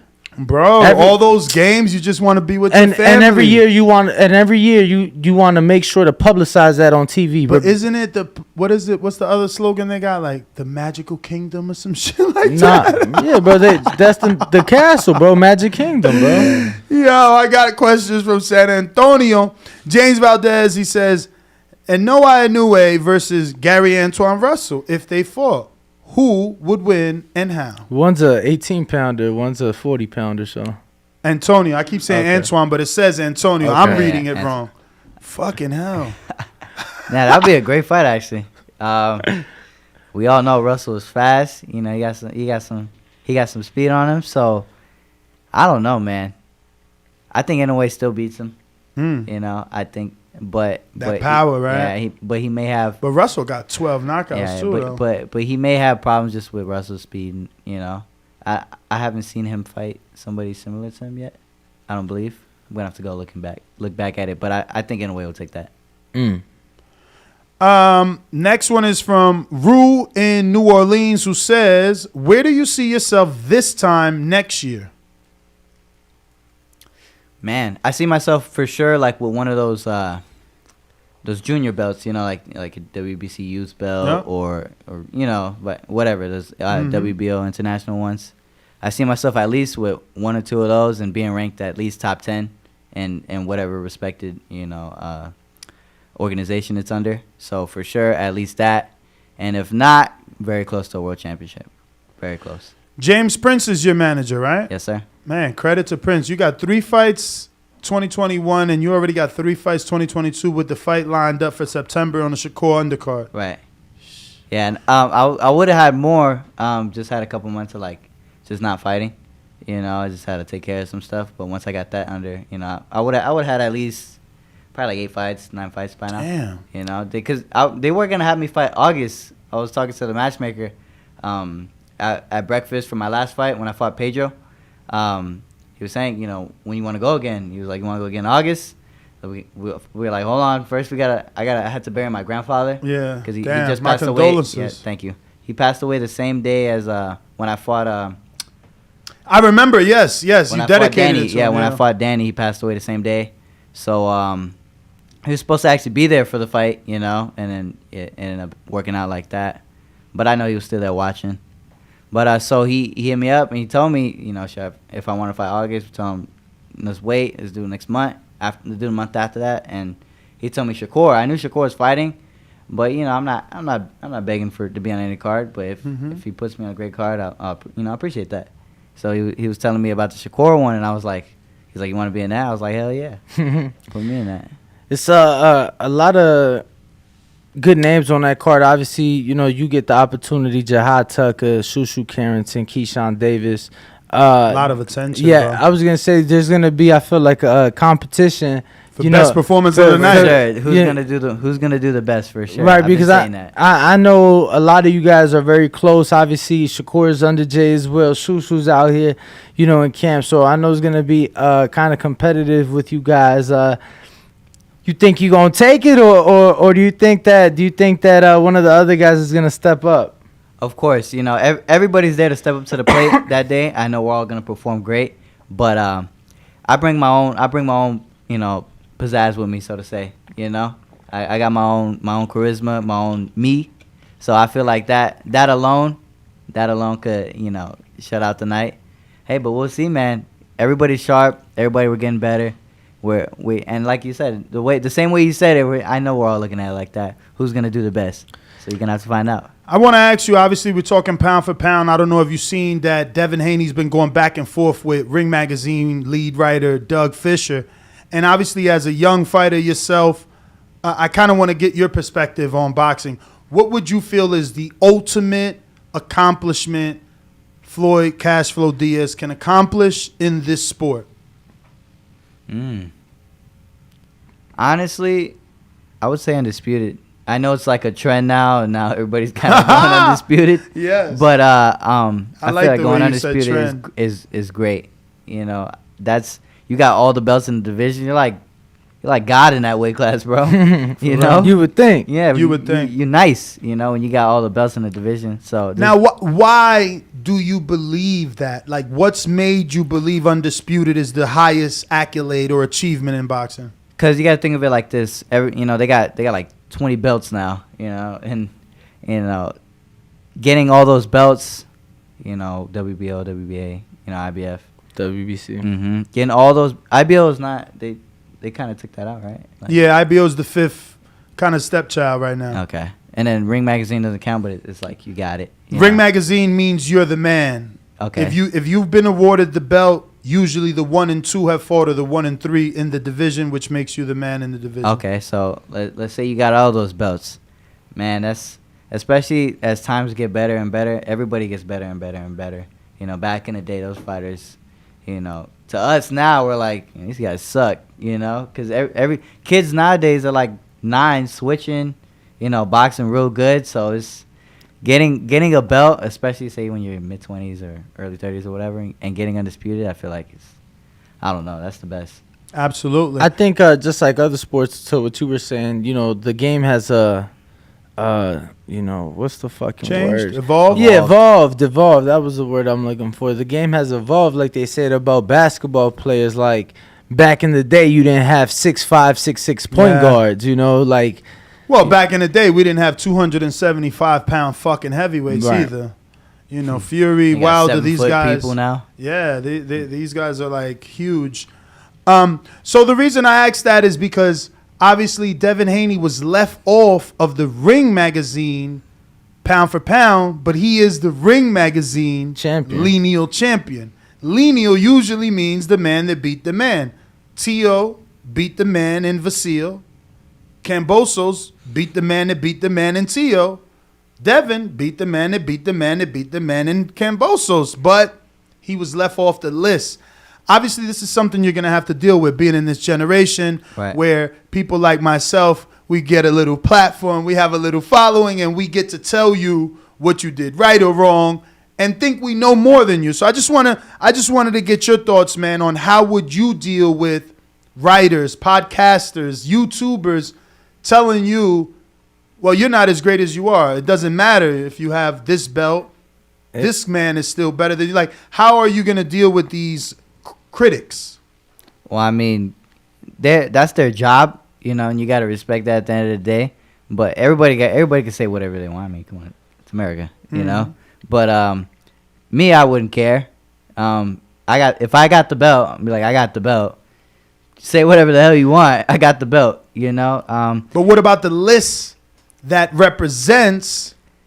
So that's supposed to. Have you seen the list is supposed to represent that you have that belt, but instead they got Loma on the list, who doesn't have any belts, and no Devin on the list. So not just do they have Loma top 10 pound for pound, but he's not even the top ranked lightweight. So how is he top 10 in the world, but he's not even top 2 in the division according to your same rankings?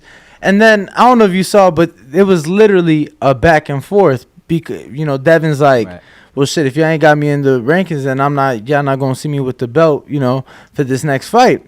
And then they're like, well, mail it back to us. And then it was like literally a back and forth on Twitter. Mail it back to us. I thought that was crazy. That is crazy. And I'm learning more about the story as y'all speak. So, I thought. That is kind of crazy. Talking about, you know, you're not gonna put me in the rankings. I got the damn belt, and you know, you're not giving me my credit in the organization I'm winning it. You know, and I'd get a little tight too. I ain't gonna lie. Hold on. It gets better because Doug Fisher tells Devin, then mail it back to us, champ. Devin replies, no problem. DM me the address and I'll have it sent out, brother. So then, in another tweet, Devin said, and to be clear, I'm not obligated to wear the Ring Magazine belt. If I earned it, then I earned it. I'd rather wear it or not, whether I wear it or not. So to ask for it back just shows y'all never wanted me to have it in the first place. So then he replied, Doug Fisher replies, he said, you said you can keep it. Okay, then let me keep it. So So then Devin replies, "Come get it." And then Doug Fisher replies to that. He says, "Are you in Las Vegas right now?" Nah. He wants to smoke, bro. I don't know. But that's what I'm saying. Like, why talk like that when in actuality, I deserve that the belt. I got the belt. What the? it just I don't know. it don't make sense. Yeah, it doesn't make sense. You know, but just wanted to get your thoughts because Jamel Charlo went through this. He's also not on the list, bro. He's also undisputed. It's a lot of politics. He's on rings, just not. He's not on ESPN's. But yeah, Devin's not on either. It's pretty weird. It's crazy. It's politics, man. They, come on. Everybody wants a guy that, there's somebody up there that wants somebody to be in the right position or to win that belt and say that doesn't happen. Of course, Bro, then they start trolling. Then they go on Twitter like other not ESPN, other Ring Magazine writers, and they were like trolling. They're like, every morning we have a meeting on how great Vasyl Lomachenko is and how we should move him up the pound for pound rankings. Then they posted a picture with him. They're like, oh my God, look at that chiseled jawline. We should. It was just unprofessional. Yeah, they're like, it was because it's one thing to. Your work is your work. If you're a writer, you're a writer. You wrote that. Stand by it. If Devin contests and says, yo, how I'm not on the list, I'm the Ring Magazine champ, give him your reasons. But to troll a champ, yeah, that's crazy. That's kind of dumb. I mean, I ain't gonna front. When I first started, and I got like 11 years now, I used the word bum because I ain't know no better. Got in that ring, I realized even a bum would whip my ass. So these other writers need to, I put a little respect, understand what sport they're in and how difficult it is for y'all to do that job, man. Like, just sometimes the work before the fight, I feel, is harder than the actual fight. And for the most part, that's how it should be. If you ain't doing it like that, then you're doing it wrong. The fight shouldn't be the hardest part. Like for me, it's camp. I'm not cash flow right now. It's a camp flow. I'm in camp right now, so that part I would say is the hardest. You guys ask anybody that trains really hard. Training is that's the hard part right there. So, did you watch the big heavyweight fight with Usyk and AJ? No, I did not. Oh wow, you're not into heavyweights, huh? No, I mean I am. I just didn't get a chance to watch it. Yeah, I didn't. But not interested in that division either, then. Well, I mean, it's a lot of weird stuff that's going on in that division. I feel like they should have been made that Tyson Fury and AJ fight when it was popping. That would have been like the craziest. Word. Yeah, it would have been the craziest fight ever, bro. No, definitely agree. I don't know. It's just Usyk's now the champ, and he's originally cruiserweight. Yeah, cruiserweight. And he fought even lighter than that in the amateurs. And then now Sean Porter beat him in the amateurs. I didn't know that. But I know he was a middleweight and all that. So he's obviously slowly climbing up. But when is it too much? Obviously he's boxing great. He's a southpaw. He's on some Loma vibes, but just bigger. I don't know. That division on some weird. Loma vibes. Everybody calls him Big Loma. You think he beats Fury or does Fury? Nah. Fury could box. That man can box, and for his size and weight, he can move. I don't think Usyk's gonna beat him. We got people like Deontay Wilder that had like freaking bricks in his hand. And he had that one punch equalizer, and he still couldn't beat him like that. So you've been in the ring with Fury, right? Not in the ring sparring, but like in the gym with him. No. Oh no, I haven't met him yet. What? Not yet. Yeah, he's been. You're at top always rank. in the gym. Yeah, but when he's at top rank, like they shut it down. Yeah, they'll be like, you can't come in. Yeah, I mean, damn, even for you? No, I mean I probably can't come in, but I don't want to impose. Yeah. Fuck that, man. You cash flow. Get up in there, get your picture and shit. I do want to see him though. Hell yeah. Shit, the minute you said footwork, I was gonna say, yo. Because I get a lot of shit on this show because I said Fury's the closest thing to Muhammad Ali. He got great footwork. Exactly. They don't like it, though, because he's white, Muhammad Ali's black. I guess you can't cross that line. But let me tell you, that man moves like Muhammad Ali. Bro, for his frame, 7 foot, what's he like? How much he's like 6'9", I think, right? He's like 6'9". Damn near 7 foot and can move like that and got head movement footwork. Come on, that's crazy. You got to give the man respect. And then to get up from those fucking knockdowns that Wilder. Now the first one when Wilder, I was in a sauna. I was actually fighting for the USA National nationals, right? Mhm. And I'm in a sauna just chilling, and I'm watching the fight, and then boom, he gets, what was it, like the 11th round? 12th, yeah. 12. He got clipped. And I was like, he's done. He looked dead, and then he just opened. The referee could have stopped it right then and Hell there. yeah. Nobody would have got yeah. mad. No one. His eyes were closed. So I mean, I wonder. he was gone. Oh man, I wonder what the world would have been like if the ref would have waved that off. It would have been because Wilder's confidence, right, was obviously crazy. It switched after that. It's like, damn, this dude got up. You know what I'm saying? No one's ever gotten up, so probably mentally he was going through shit in his head, like, oh shit, this guy got up. Like, I gotta put him back down. Let me tell you, I was there at that fight, bro. That fight, and then the fucking Richard Torres was the only 2 times I thought the guy was dead. I swear to God, when the last one, Richard that Torres? was bad. Yeah, bro. that guy was like face planted on the floor, bro. But I don't know how Fury did it. Like, I vividly remember like the feeling I felt in my heart when Fury went down. I thought he killed him. That's how vicious it was. I'm not being funny. I legitimately thought he killed. The way that shit was vicious. And I don't know caught him clean too. Yeah, and granted, I was ringside, so I'm in the atmosphere, I'm in the moment, so I don't know if that. I'm sure that played a part in it, but yo, I thought he hurt that man. But Fury's so good. If you look at that third fight when Wilder lands that straight right, Fury's going down, but he's conscious. You can see like his body is no longer working, but he's still trying to reach for Wilder. Like after that straight right, that shook his that slow motion shot is insane. But I think there's footage of fuck, help me out here. I'm having a brain fart. Fury's trainer, fuck, Sugar Hill. I'm pretty sure I remember hearing it somewhere where Sugar Hill was saying that after that third fight, that Fury said that he wasn't like fully there because of that knockdown, that he got concussed from that knockdown, that was the most brutal fight that he had been. he has crazy recovery time, bro, because normal people that got hit by Wilder, they can't get their senses back. My man could just shake it off. Bro, that first fight, he arguably evened the round up. You know what I'm saying? He started fighting back in that 12th round in the first fight. And then even in that third fight, he got put down from that devastating right.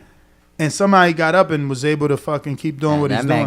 You got to ask people, Bro, who got a chin? He got a chin. You know what's crazy? That recovery, bro. Is he on some Wolverine shit? I won't say who. There was another boxing media member with. I was up, I guess leading up to that fight like that day. And we're at the MGM. That fight, the third fight was at the T-Mobile. We're at the MGM.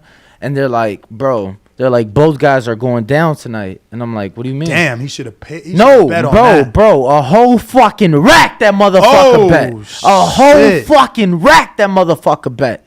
Oh my God, that broke my heart because he's like, bro, I'm not saying I had $1,000 to bet, right? And I definitely, even if I had it, I wouldn't do it. I don't got the balls. Yeah, I wouldn't have put 1,000. I don't know how Floyd make them big ass bets. Had I won $20, bro, that $20 would have won me a couple hundred. Hell yeah. I was a grand. Bro, but I take my hat off because we had he must have been jumping up and down. Bro, we had a phenomenal dinner that night. After the fight, we had a shout out to dinner. him, bought you dinner. You ain't had nothing to do with that. Young Tigre in San Antonio as well says, who would you rather co-main a pay-per-view with? Wilder, Crawford, or Canelo? Ooh.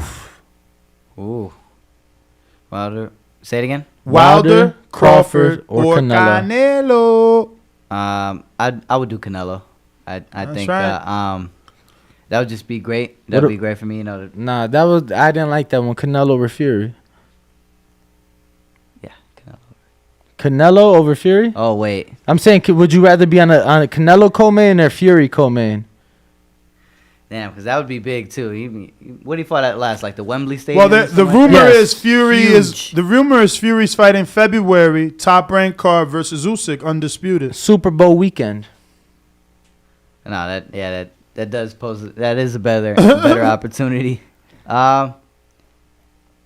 If it's that card, it'd be Fury. If not, Canelo always brings the people. Canelo does bring them out. And I understand it's a money thing, and that's why they're going to Saudi with it or to the Middle East with it, regardless, bro. But Matchroom did it the 2020, the year of the pandemic, like a month before the pandemic started, where they had that card in Miami when the Super Bowl, the same weekend of the Super Bowl in Miami. That was Canelo. No, bro, that was fucking Boo Boo and somebody, bro. And I think didn't Devin? No. I think maybe Jake fought on that card too. Oh, YouTuber. Yeah, but it was Boo Boo was on that But that's card. why though. Jake was the draw. Yeah, You need but a draw. But what I'm saying is, the Super Bowl is the biggest sporting event of the fucking year. Why not go to the city where they're doing it and hold a card? Big or small, it don't matter because look. Money might be economic. Yeah, but that's what I'm saying. Big or small, look, they did fucking Michaela Mayer against Hamadouche the night before Canelo fought Caleb Plant, right? Was it Caleb Plant? That I want to say the night before. Bro, they had so much fucking media there. It was sold out. Like, they couldn't. People I knew were trying to get tickets. Why? Because, we're already in town. Yeah, it's something to do. Yeah, it's something to do, bro. You Like- gotta have something like for the people. when Eddie did it, the Super Bowl's on Sunday. Eddie did that card on a Thursday. You get what I'm saying? Okay, so I thought you were speaking like saying it like it should happen at like kind of the same day type of. No, deal. fuck no. Just the same city. Oh, I'm saying just the same city so because like the week of. Or yes, like, the weekend of. okay. Do it that Friday. Maybe the Saturday is since the game is Sunday. Maybe Saturday is too close if you want to do it the Friday.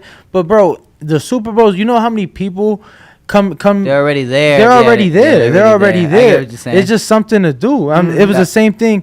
I remember Mayweather Promotions did a card at Sam's Town the night before Canelo fought. They used to use Sam Sound so much. Bro, the night before Canelo fought Kovalev, and I think Richardson Hitchens might have been like main event. Bro, everybody and their motherfucking mother was in the building. Tank was in the building. AB was in the building. Devin was in the building. Shakur was in. Everybody was in the building. All the media, because it's like, well, we're already in town. We might as well. Might as well go. So that's what I'm saying. I hope that people take advantage. Eddie did it. I would like to see other promoters do it. Think of even if how big would that be? For you to have, now we got random NFL players, random stars just coming just because we're here. Right. That's major exposure, man. That is. In the boxing game now, obviously, if you put asses on seats, you make the money. So if you start knowing those guys, those big celebrities, and they bring their own people and so and such, that's what brings money. That's just gonna help you grow, man. That's like now we talk about. Everything is like we're talking the Errol Spence Terrence Crawford fight because that's something that's been brewing recently, right? Something that we want to see. Well, there's been rumored dates and shit. So it's like, oh shit. Well, Crawford's a Packers fan. Errol's from Dallas. Well, they played the week before. That's promotion opportunity. Like we look at any little way that we can use the networks, use other sports to be able to help because that's what it's about. Finding ways to help grow and help, elevate the sport. So. I think I got more huge. questions for him. Go ahead, champ. Brandon in Houston, if you were able to add one of these fighters' attributes to your own game moving forward, which one would you choose? Tank's power or Gennady Golovkin's chin? Tank's power for sure. I mean, I feel like me myself. You're saying just like already. I feel like I already have a chin. I've sparred many world champions, and I've been, you sparring, you get clipped. I've been in fights. You get clipped. I'm not fighting, bozos. And even at that, I'm not a grown man yet. I feel like I'd rather take Tank's power because having that type of power is game ridiculous. changing. Yeah, it's ridiculous because you don't. What did Deontay say? He's like, you got to be perfect the whole fight. I got to be perfect for 1 second. Mm-hmm. That type of power, not everybody has, is gifted to you. So that's right. That power. I'm excited for his comeback. He's training in the UFC center. Have you noticed? Well, he Wilder, left. He's out here. Yeah, he was out here. Apex. Yeah, he was training out here. Yeah, he's got a press conference actually tomorrow. Tuesday. Yeah, tomorrow. So he's not here in Vegas anymore. No, he was here last week. Oh, He's okay. gonna be in Brooklyn tomorrow. Oh yeah. Deontay. I feel like Deontay's gonna do good, but you see where his mind's at, from all those Fury. Pretty sure Fury, haunts him in his dreams. So we'll see. But it's hopefully that power that is just still stay there. I think the reason the power was there for the most part was his confidence. Mm-hmm. I think that he took enough time out of the ring to recover and to recover mentally though. You get what I'm saying? To know if this is what he wants. He's rich. Yeah. Like you don't gotta do this. You don't gotta do it no more. Exactly. Yeah. So you're doing it because you still want something. You More want something from this sport. You want to accomplish something or show someone something. And I'm sure I'm sure his dollars get him a lot more in Alabama. You know. Oh fuck yeah. You know, I know you've been down to no, his house. It's like being in Florida, bro. Like your dollar, you know, you get more square footage in Alabama for your dollar. I mean, you say he got like a roller coaster at his house? He definitely got from the second floor a roller coaster that takes you to his boat. Or he's got one of those floating 2-floor floating boat dock houses with the jet skis under and then like a whole party at the top. He's straight, you know. No, he's fucking. So he's definitely Bro, wants to do it for straight, something. bro. He's fucking the Mason-Dixie line. You ain't got to worry about shit. For real. I got Big Casual that says, "What's up, champ? Fulton had a close, tough unification fight with Figueroa. Who did you have winning that fight? And do you think Fulton is currently the best at 122?" So Figueroa, I did watch that fight. I feel like Figueroa, you know, I think he did put more points than what Fulton did. Fulton did have some clean shots. It depends on what you were looking for that day and what type of judge you are. But I feel like I would have had Figueroa winning that fight. But I feel like eventually and currently I could be the best at 122. So I wouldn't say he's the best, but I'd say he's the most proven, maybe. Most proven, yeah. Okay. Yeah, I'll say that. Yeah, that's actually a perfect word. He beat Angelo Leo, and you know, at his own game, so to say. You know, by sitting in the pocket more and fighting on the inside. So he's definitely proven himself. I actually got a chance to meet him in where were we at? Oh yeah, for the Danny Garcia fight. And because I was sitting second row, he was like a little bit more down to the left. He was with Boots. I was like, hey, can we take a picture? I was like, let's take a picture, champ. He knew who you was? Yeah. So my dad was like you know this kid, you know, whatever. And he was like, yeah, I know. I see him. I'm watching him. I was like, all right, for sure. Was you sizing him up? Yeah, that's what main reason I took a picture. I mean, I'll probably fight the motherfucker. So I love it. I love it. But I mean, it's. Does he look tall, thick for the division? His body's filled in like how a man body should look. Mm-hmm. You know, you see Shakur over the years, he's filled in a lot. If you look at him from when he was a kid, he look like me, skinny. You know, I look bigger just because I got muscles, but I'm not filled in yet. When I get filled in, then that's when I know it's over for everybody. He said for everybody. Nice, champ. I gotta ask you. You know, Peru has not had a world champ. Known history of boxing. They, you know, definitely have had some world champions, but you know, being a Peruvian and Mexican American and everything, how important is it for you to be able to put your people on the map, bring them a world title, and would you like to one day fight out there? That's actually like the goal. You know, like for sure, I'm gonna get me like a huge ass like mansion in Peru, like some like. So island. you visit, you go back. No, I'm gonna go. So you never I've been never been there. Oh wow! So how do you know you're gonna want to live there? Not that like I'm gonna live there, but it's like a house like to have vacation home. Yeah, for it's sure. one of my home countries, so why not? You know, I'm pretty sure it ain't that expensive. I checked the economy over there. You know, nah, it ain't. And you know, I can have a good size, you know, good bang for my buck. So but that's why I'm really pushing that. You know, the Peruvian. I really truly do want to win world champion, because there's a lot of great Mexican fighters. There's a lot of great Mexican world champions. You know, obviously you can't have to fight that I'm Mexican, and I feel like I got Mexican in me when I'm boxing. When you're fighting, sometimes for sure. I want to exchange a little, but for sure I think that Peruvian like I could be like the, what do you call it? What's his name? Oh, I could be like the Hands of Stone, but for like, you see how you see how he was for his country, same way for me. Like, you know, come on, I could put Peru on the map. Not many, you know, when I say I'm Peruvian, people like most people are like, what the hell is that? Yeah. You know, what's a Peruvian? Which is funny because I love your food. I know that's cheap, like a cheap. Oh, Peruvians are cool. It's to talk about the food, but I've been eating Peruvian food for so many years. I hate that I left the New Jersey area, right? Because there were so many Peruvian restaurants. They have Peru out Square here. In New Jersey. They have a place called Peru Square, and that's every time I go to New York, bro. Straight over Lomo salteado is one of my favorite fucking plates. Arroz chaufa mixto with like chicken and steak. One of my favorite shit. And Knows the stuff. I love Peruvian food, but out here they only got like Peru chicken, which isn't bad. They got Peru chicken. They're not bad. Yeah. But I want some vendors from there. authentic. Yeah, like that's a chain. Even though I think that man might own them all. Like, shout out to him. I'm gonna talk to him next time he's in there because I think he does because we talk to him a lot. I've known him for a lot. That's what I'm trying to get. Yeah, because he looks like a normal dude with his wife. And they got a couple of Peru chickens out here, and I'm like, oh. Yeah, no, you put me on. I had never had Peruvian food before. I'm gonna be honest with you, bro. I never in my life even thought to like look up a Peruvian dish. Try Peruvian like food. never even knew what a Peruvian dish like. There's other cultures and dishes that I may have not tried it, but at least I know, man. Shit, we was going like once a week before we got sponsored by this meal prep company, bro. We was going Foodie Fit, right? Yes. I actually they just deliver for us right now. That's why they go there. I actually go there when I get my meal preps.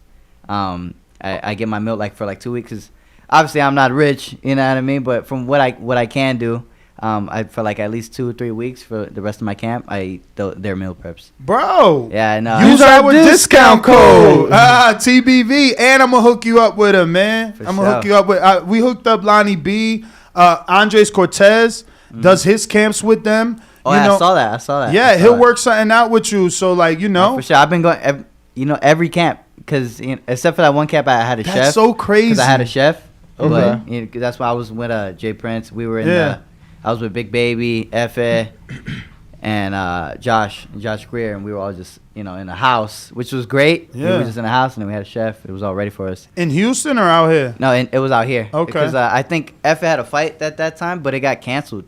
For I don't know, I think it was COVID, like COVID reasons. Okay. Yeah, bro. Man, I don't have your number. They got it. Or I would forward you their number, the owner's number right now. But after the show, definitely hook you up. Sure. Because they're amazing, bro. And they just added a couple new dishes. I don't know if you tried it. Yeah, I know.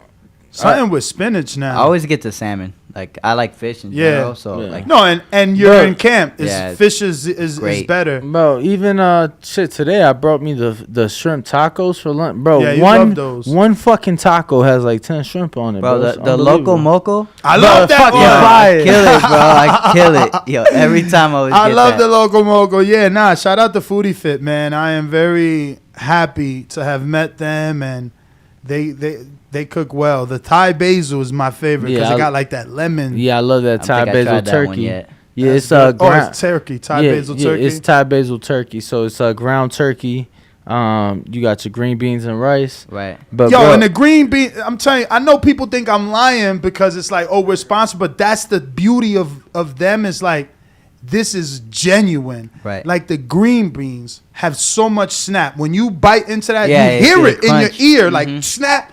And it's like none of the food is frozen. Like my foods right now, they brought me only for 3 days, fresh food. Never frozen.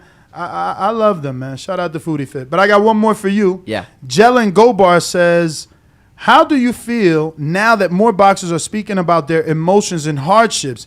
Do you feel as though you should hold it in and seek professional help, or you find it better that the public knows? For example, Broner, Ryan, Danny.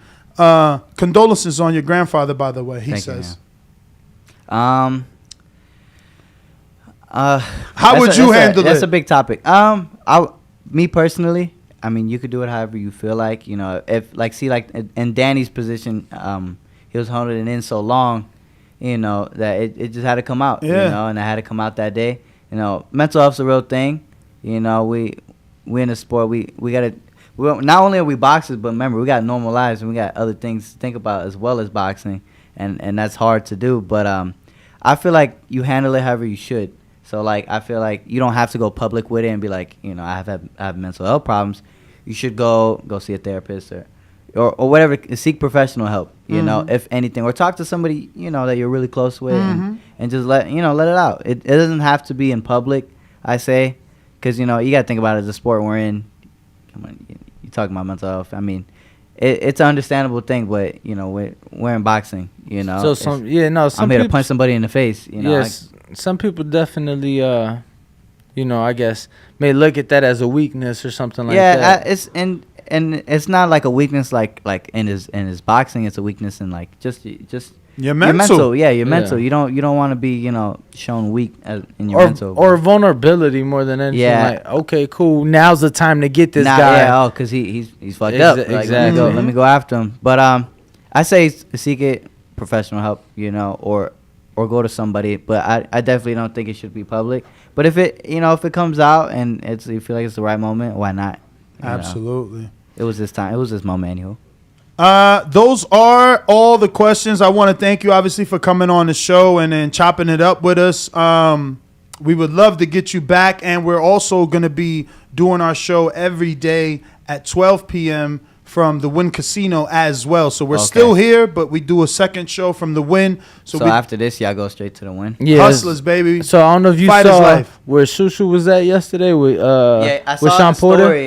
Yeah. So that's where we'll be. Sean is there on Sundays. We'll be there Monday through Friday. So okay. Yeah. So we would love to Stop get by. you. Yeah. Exactly. We would love to get you in the new studio as well. We're gonna take a picture with Cash Flow right now, and we'll be right back. Micah, don't forget to remind him to sign the wall. Later.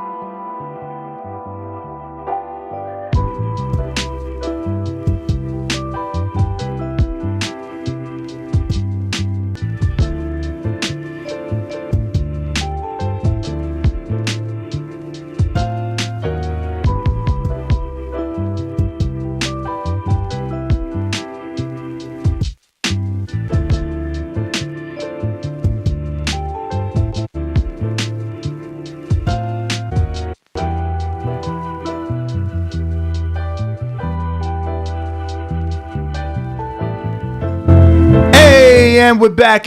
Hopefully you got your pair of Kenichi Bear Hibernation 5 headphones. Shout out to Kenichi Bear for being part of the TBV family. Shout out to Floyd Cash Flo Diaz for being here in the building with us.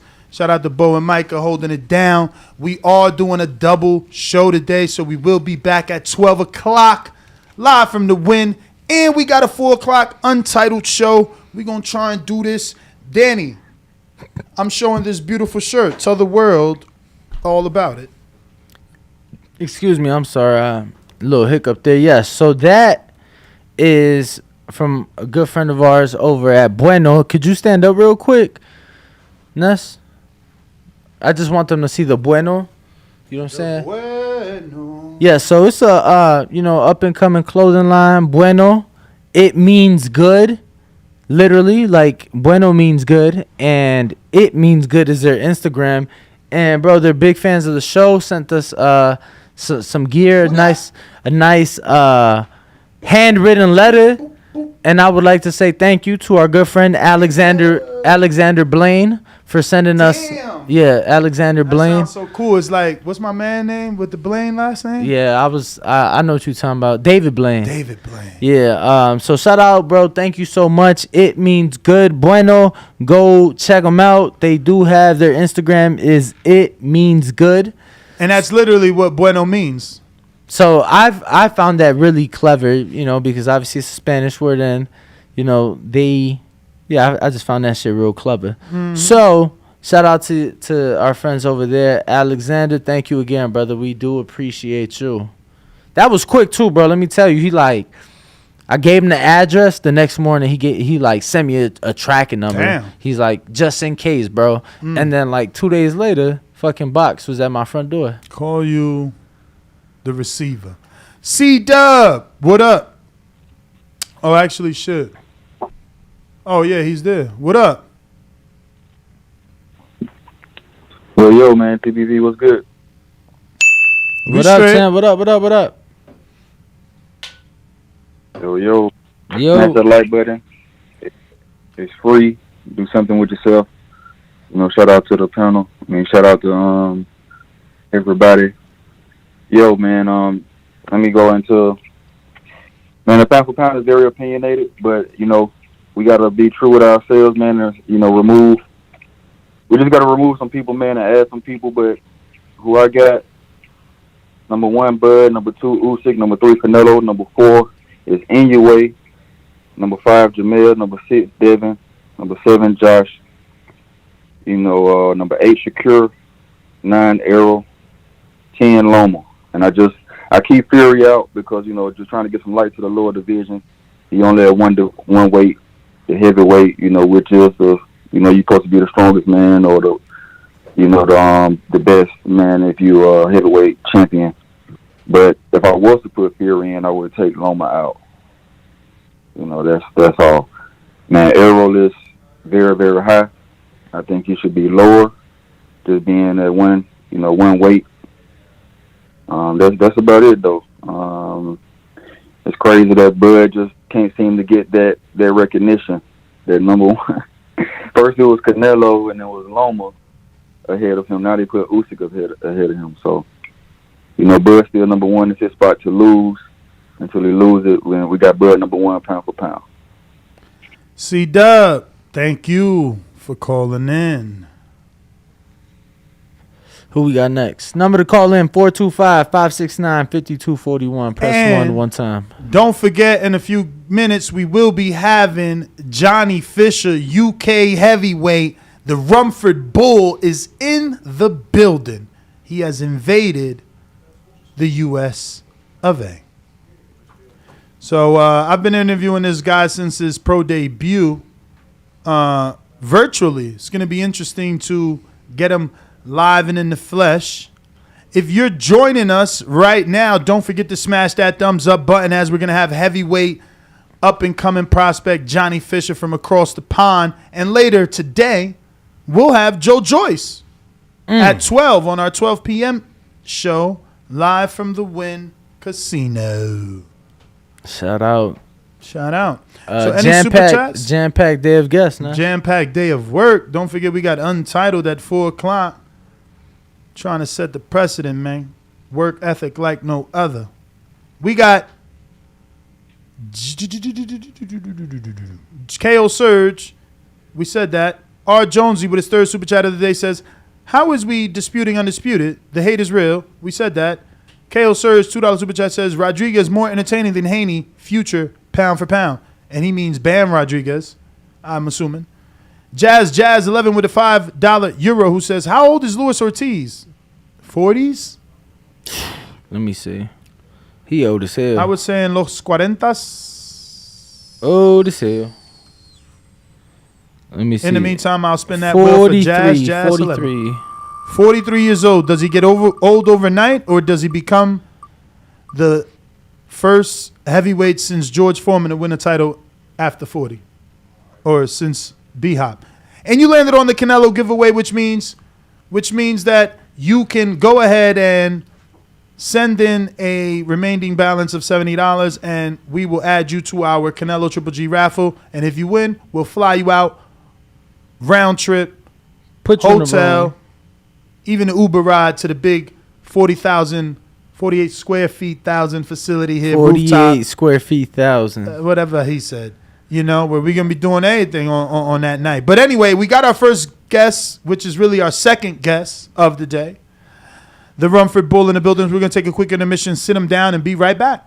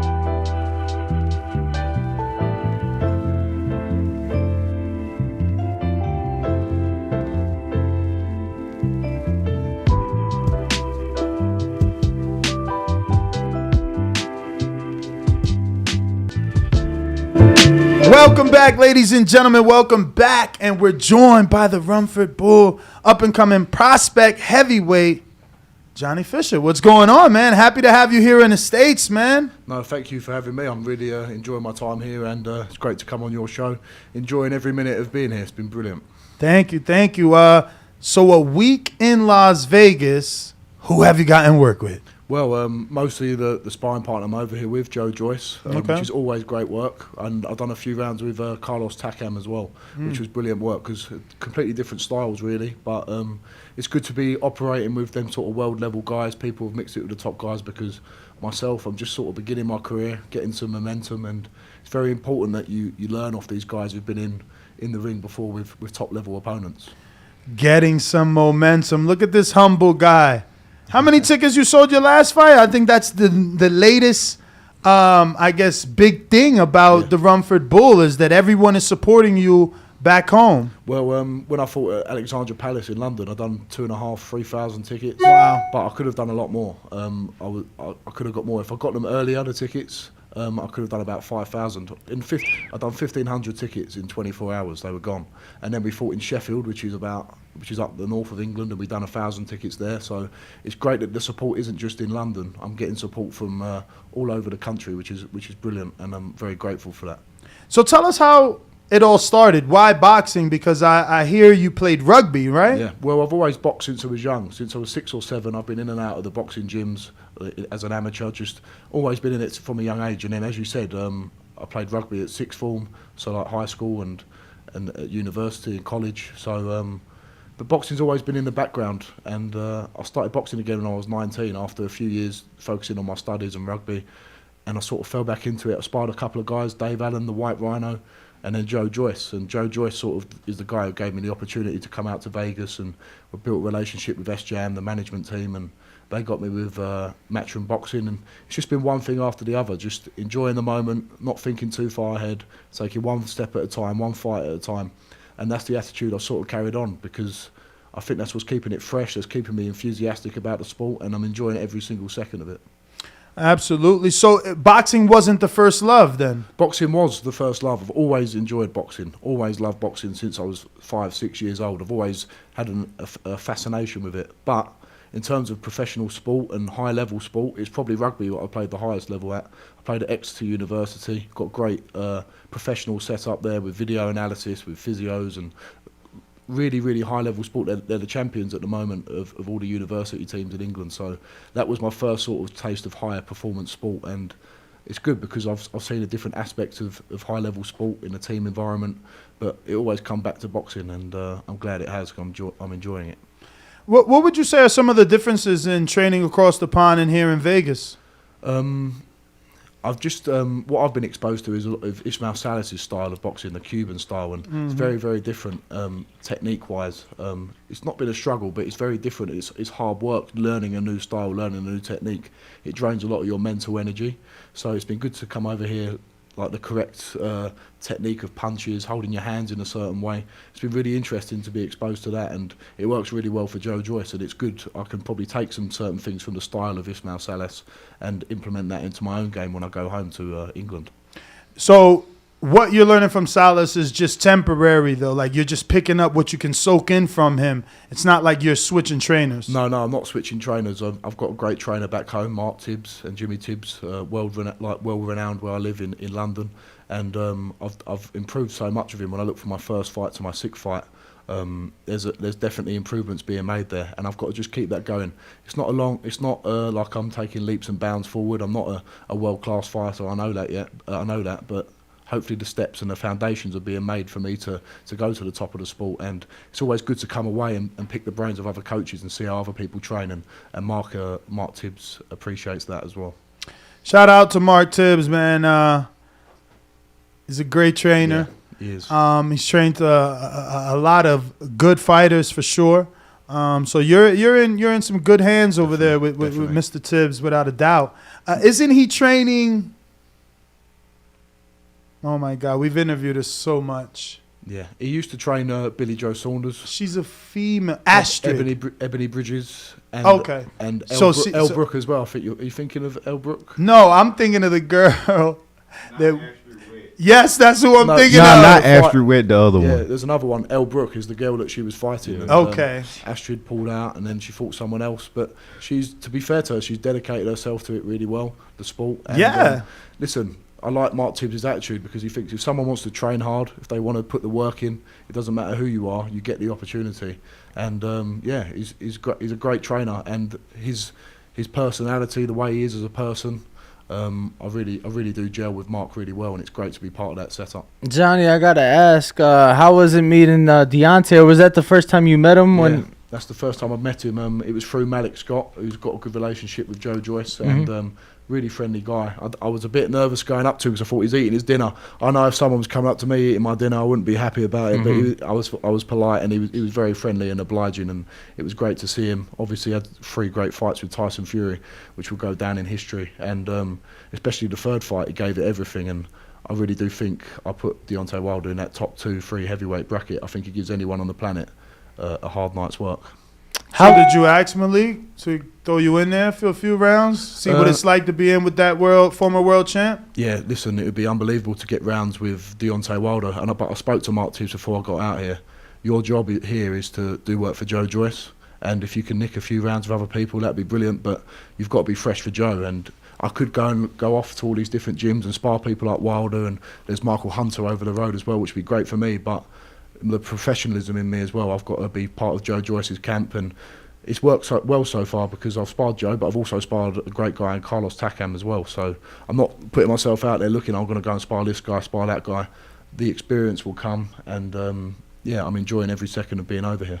Yeah, I mean, being with Joyce and Salas, yeah, you will have plenty of heavyweights if, like you said, you find the time and you have the energy, because you do have to be fresh for Joe Joyce. And credit to Joe Joyce for using a young, up-and-coming, hungry guy like yourself. Definitely. How has that been for you? Because you're so familiar. It's been, he actually put you on. So Definitely. How are those sessions because of the familiarity and the comfort? Well, exactly. Well, I started sparring Joe even before I turned professional. I was still playing rugby at the time. I was 19, 20 years old. And we sort of gelled, and he's brought me on. He's been a gentleman about it, really, because when I first started, I could probably last 2-3 rounds. My style was even more aggressive, and you can only sustain that for so long. And the way that he's sort of been able to progress me and use his experience to get the best out of me, now we can do 6-8 rounds and at a very good pace. And there's some, like we sparred on Friday, some great action in there. People all clapping in the gym saying how well we done. And it's good because by him coaxing me along, he's got the best out of me, and it helps him with his camps as well. And we've got a really, really good relationship. He's a good friend of mine, and I can't thank him enough for bringing me into the heavyweight mix. Does it matter to you that it's here or across the pond, or does it add an element of excitement for you, being that, we need you to help Joyce for camp in Las Vegas in America? Well, definitely. I remember the first time it happened 3 years ago when I was at university still, and Sam Jones at the time, who was part of S-Jam, he said, we need you for a few rounds sparring Joe Joyce. And I thought, we'll go back to London for a few hours trip, go back there, that'd be great. But he said, no, you're coming out to Vegas. And I thought, I sort of jumped out of my chair, because then I was a university student, didn't have much going on, and it was just a once-in-a-lifetime opportunity. And to be back again and building on that and being a little bit more experienced this time, a little bit more familiar with it, it's brilliant to come back. And I hope to come back as frequently as I can, because it is the fight capital of the world. To be here in Vegas, soak up the atmosphere, and it just makes you have that little dream, maybe one day I'll fight in the MGM Grand or Caesar's Palace or something like that. It'd be a brilliant experience. What was your biggest takeaway from that first trip to America? It was good to go to the UFC gym, actually, and see how other athletes train as well, not just boxing specialists, people from all different sports, the professionalism, people with their diet, the way they recover, all the different little 1%, 2%, they all add up. Because before I was sort of just not winging it, but I was just saying, I was enjoying every minute of it, enjoying the boxing. But after that sort of trip, I sort of professionalised myself a little bit more in terms of the recovery, the diet as well. Listen, I've never been a drinker, I don't drink, but it just educates your mind a little bit how top level athletes train, and you can take little things away. That's what I try and do everywhere I go, whether it's up north in England, whether it's away in Vegas. There's always little things you can pick up off other trainers, off other athletes, and that's what I've always tried and do, build off them. So go ahead. So I was gonna ask, obviously you've mentioned during the interview you're not elite, you're just starting out. You've been very humble with where you feel you are at in your career, but you're number 13 in the UK, which puts you with some very big names in the heavyweight division, but overall in boxing as well. What's your thoughts on being 13 in the UK and, right on the list with Anthony Joshua, Dillian White, Derek Chisora, Joe Joyce, Daniel Dubois, Huey Fury, David Allen, Fabio Wardley, Nathan Gorman, David Adelaide,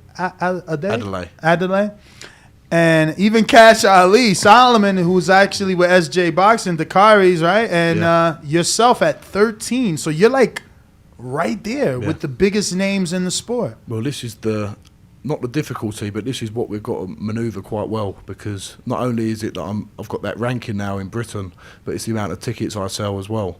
So the appetite is there for me to be pushed and to be pushed and to be pushed. But one thing I've sort of realised with my team and with my dad as well, who's a big part of it, there's no rush with me. I'm 23 years old, and then we look at the heavyweights there. 30, 31, 32, 33, that's when you're in your prime. Listen, the tests will come as and when they're meant to come. But for me at the minute, I'm learning so much. I feel, even in my last fight, the relaxation in my mind and getting that nervous energy, I'm controlling it a lot better. So for me, just being in the ring, getting ring time, getting ring experience, that's going to be the key. And it's about not bowing to the pressure of people with outside forces, to my fans. I've got great supporters and everyone understands. And the way I've conveyed my message, there is no rush whatsoever, because what we've got to realise in this modern world as well, the more we try and push things and we try and rush things, and everyone wants things instantly, but that's not the case, especially in boxing. You'll get found out very soon. So, like anything, it takes time, it takes progression, and the right steps at the right time, stepping up them levels very slowly. And then when I'm ready, maybe it might be 3-4 years' time, throw myself in the mix with another big name. But until that time, until we know we're ready, and while I'm listening to my trainer, that's when we'll take the right steps. For sure. That's not something you hear normally. So I just want to give you credit, because most people are in a rush to say, yeah, I want a title shot. I'm ready. Yeah. You know, again, credit to your humbleness. And that's not me saying, listen, if someone said, do you want to fight this guy? I'm not going to back down from a fight. Of course not. You're not going to back down in your instincts as a fighter. You always give yourself a chance against anyone.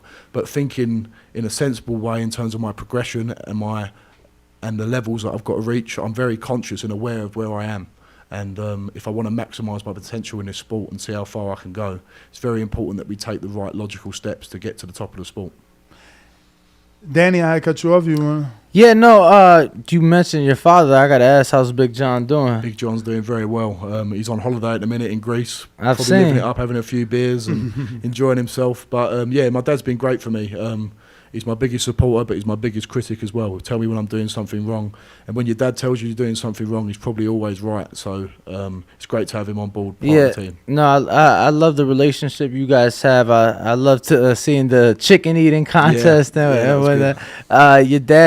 really cracks me up. So that's good to see, and I'm glad that we have you here in the studio for sure. Yeah, So. it's good that he does all my tickets for me as well, and he still does them all by hand. So he's not got a computer; he does it all written down. And he was doing like 2,500, 3,000 tickets. People coming into our living room, like picking up tickets and sending them all out. So and then he writes down like so and so bought. Yeah, he writes it all down in like a little table. Fucking old school, but I think teach that man how to use what's the Google Docs, Excel or Google Docs. Yeah, but bro. I don't think he'd even want to do it. I think he loves the fact he that loves he can, it. like his business as well. He still does it all by hand. I think that's just Beautiful. the way he is. But if it works for him, it works for him. For real. Absolutely. Shout out to Big John. Shout out Big John. Obviously, like you said, you're not in a rush, but I feel like what the UK is known for is building up domestic rivals. Like Billy Joe and James DeGale fought at 11-0. I mean, it's just so many. I can't. You would be able to list it being from there better than I. mean, Like look at Conor. Yeah. No world title. He's fighting his rival.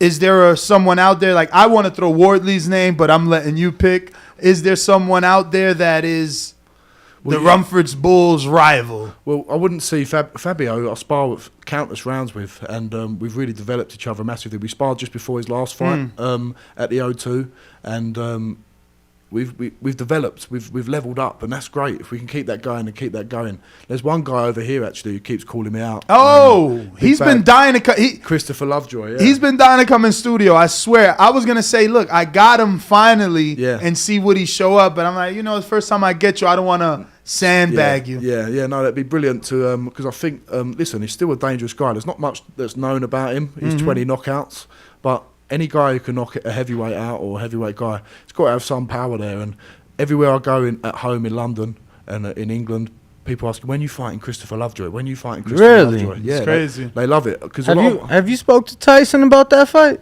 No, I haven't actually. I know I've seen Tyson. He interacted with him a bit in the gym. Yeah, because he had a lot to say about Tyson. Tyson ran down on him. He says a lot about a lot of people. Yeah. And I think for my development and the appetite from the fans to get that fight, I think that's a great fight for the future. But you spoke about like Billy Joe and James DeGale having a rivalry at 11-0.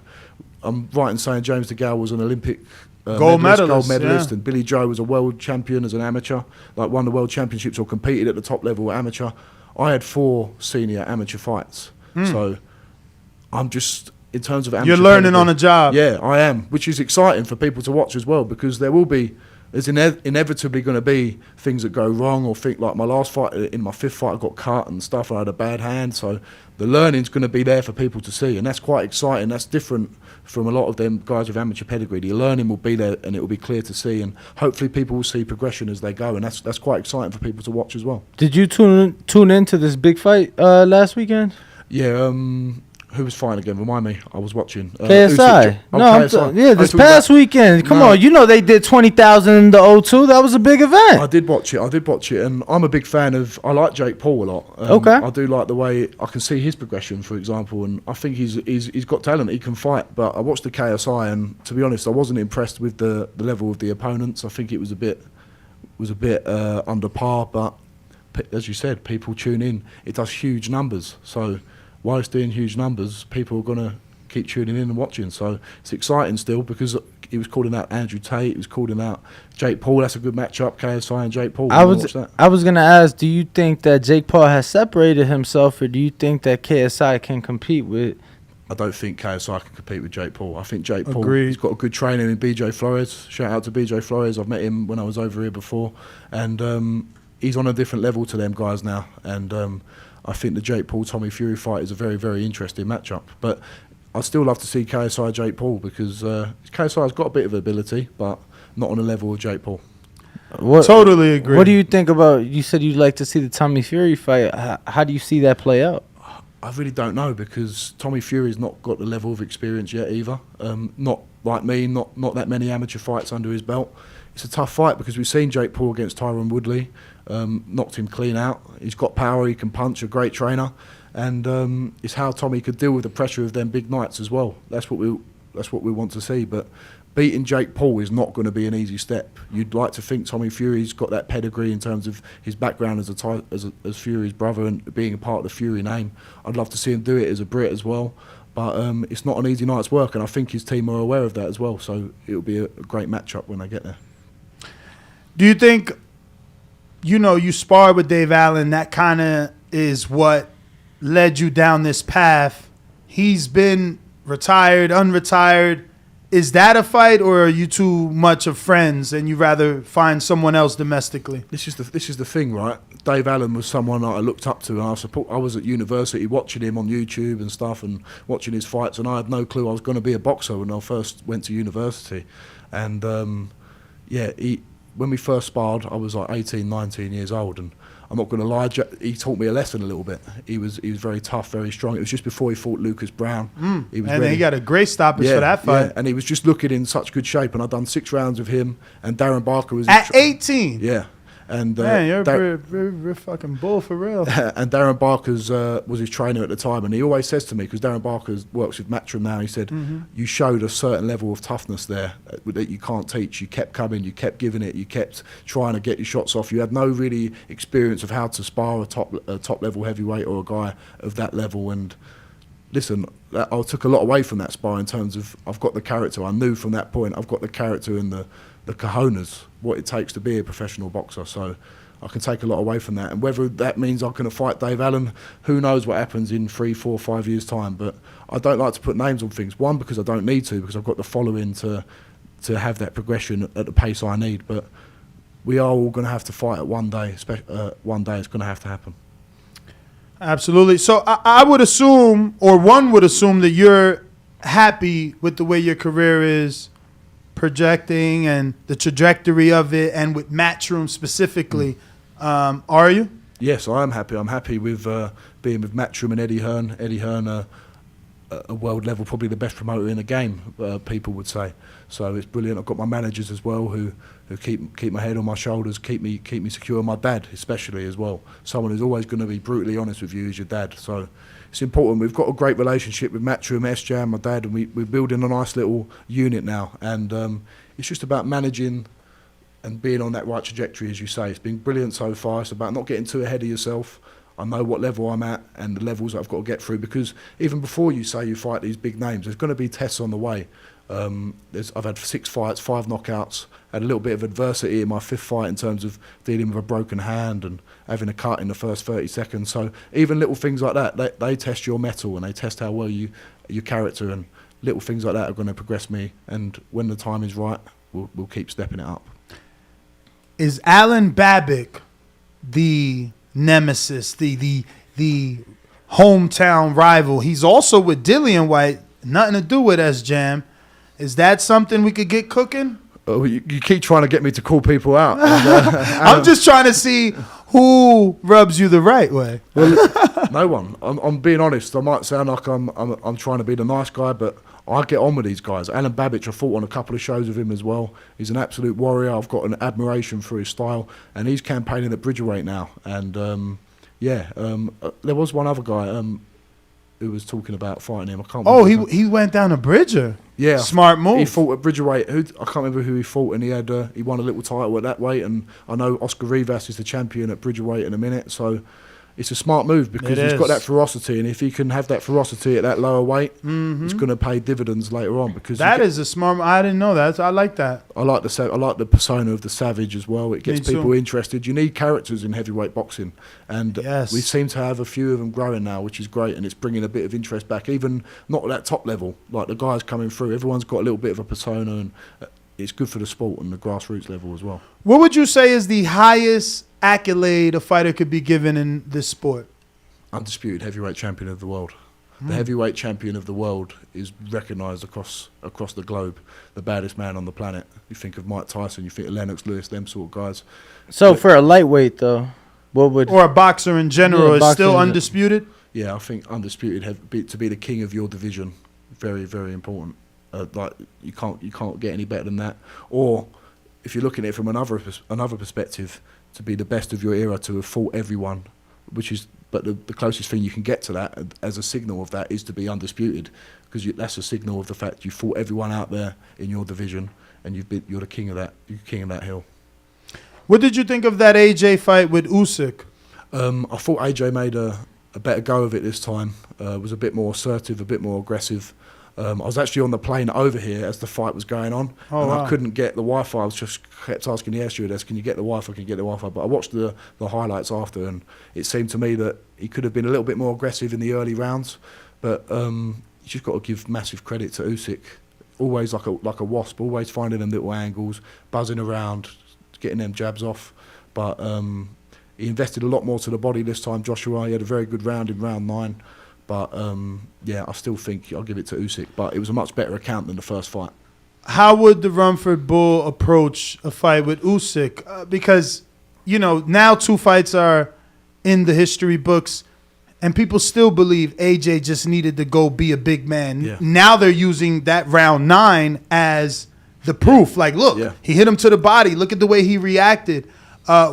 How would you approach a fight with Usyk? Well, it's very easy for me to sit here and say, just go and rough him up, go and beat him up. But going to implement that is a lot harder with some of the footwork of Usyk, someone who's got that skill. But that is the most, saying that is still the most reasonable, the most realistic way to beat Usyk. I think back to the fight when he fought Chisora. Usyk still beat Derek Chisora, but that rough and tough mentality is the way to go. Because if I stood there and tried to out-jab Usyk or I tried to out-maneuver Usyk, I haven't got a chance. But I've got a chance because I know physically I can match his strength at least, or I've got the aggression to unloading combinations. So you've got to come forward, you've got to pressure him as much as you can. But it's very, very easy to sit here and say do that. Against someone like the technician like Usyk is another thing, trying to then implement that. How does Tyson Fury fare in that matchup against Alexander Usyk? Rumor is potentially February, Super Bowl weekend, somewhere in the Middle East. So how does that fight play out in your mind? I think Tyson beats Alexander Usyk purely because of the size advantage, the experience he's got of fighting all different types of opponents. And I think if Tyson Fury needs to, he doesn't have to win spectacularly. He can find a way to win no matter what, in terms of tying people up, being a bigger man, being 19, 20 stone, laying on a guy who's not a real heavyweight in a sense, where he's fought at cruiserweight most of his life, even fought at lower weights, I think, as an amateur. So, I think the skill set and the mindset of Tyson Fury is what's going to beat Alexander Usyk. So, he actually lost to Sean Porter in the amateurs. Yeah, I heard about this, actually. As a middleweight. So it's crazy to think. I wonder if Porter should have just been a middleweight. He beat Daniel Jacobs 6 times, dropped him 7 times as an amateur. Really? Well, and his father just kept making him lose weight from 165 to 47. Maybe he should have stayed, but he's short as fuck, though. Yeah, so maybe that's why he was trying to get him down. You got to fight that lighter weight. Well, who knows what could have happened? Were you in camp with Tyson for the Chisora fight, or have you ever been? I spent a week or 2 with him up in camp in Morecambe before the Wilder 3 fight, and we was up there with some good guys, and he was putting the work in, so it was good to see. What do you think of his work ethic? Yeah, he's got great team, and what it was, that was just, he was quite conscious of COVID at the time as well. So all the people that were in the gym were the 3 or 4 sparring partners, Sugar Hill and sometimes Big John Fury, and for a guy who's been a world champion, who's fought at the top level, to come back and still have that motivation to keep going. We were sparring one time, it was 12 round spar with 4 guys, and I could see when it got to round 8, round 9, it was getting tough, but I could see a little bit of glimpse of that mentality, of that Spartan mentality, where he won't give up, and that's what separates the best from the rest. I think that ability not to give up, because you can be as skillful as you want, you can be as quick as you want, as powerful as you want, but the thing that separates the best from the rest is having the mindset of, I will never ever give up.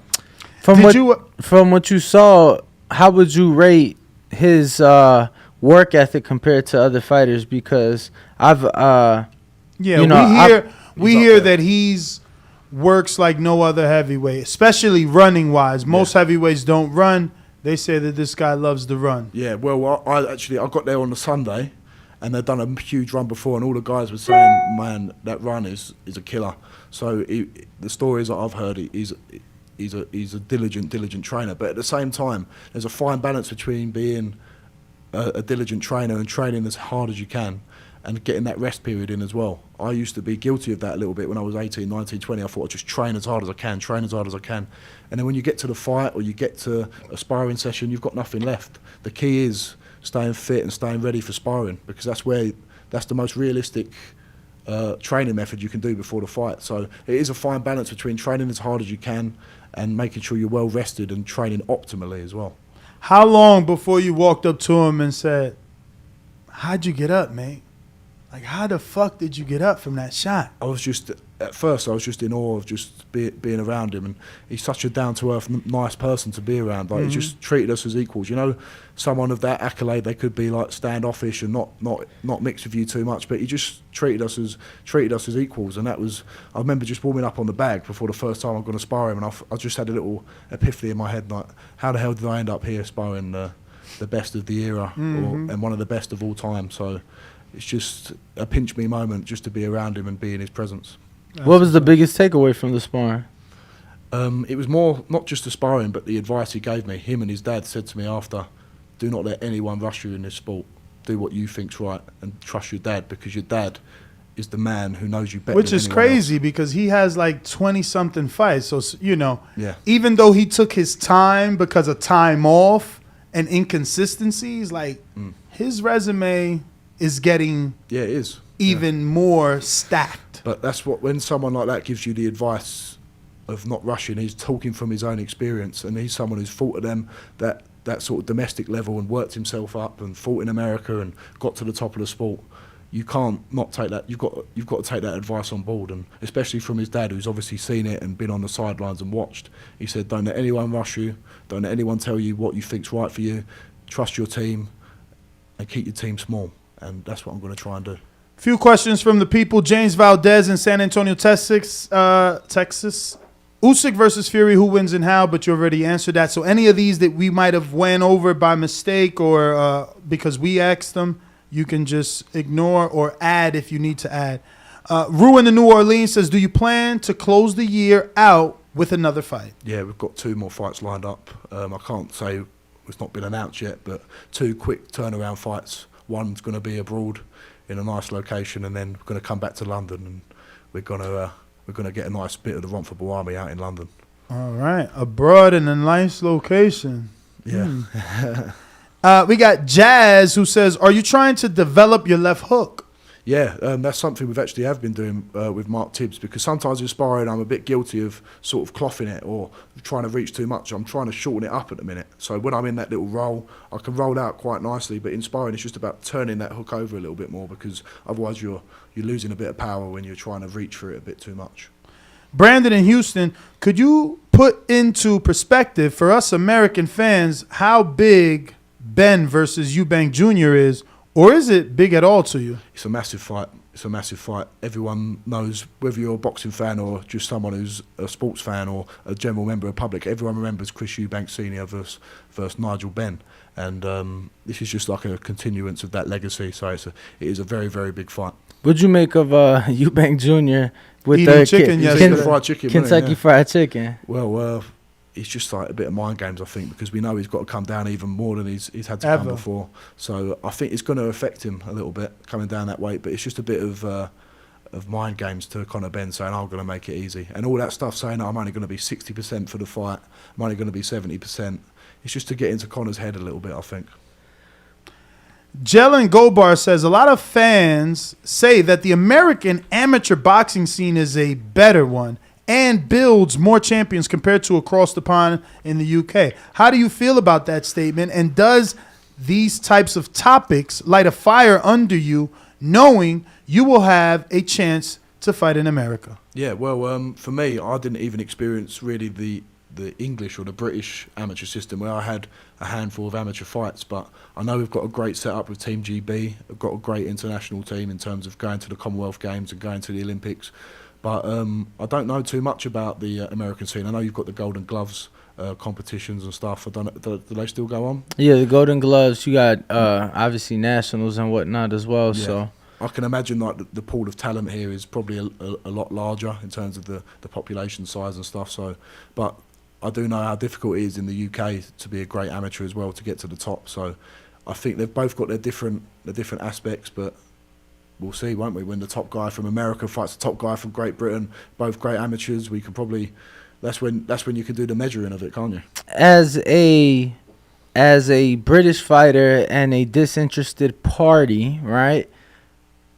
Would you want to come out to see Errol Spence versus Terrence Crawford? Is that a fight that interests you? Yeah. To fly though, to travel, not to tune in.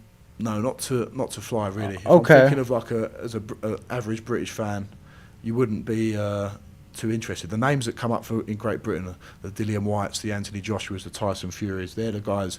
They're the big pools, obviously because they're heavyweights as well. I'm thinking of the average British fan. They're the sort of people that get brought up in conversation. So let me ask you this: Deontay Wilder, Anthony Joshua. Yeah, people fly out for that. Where should that fight take place?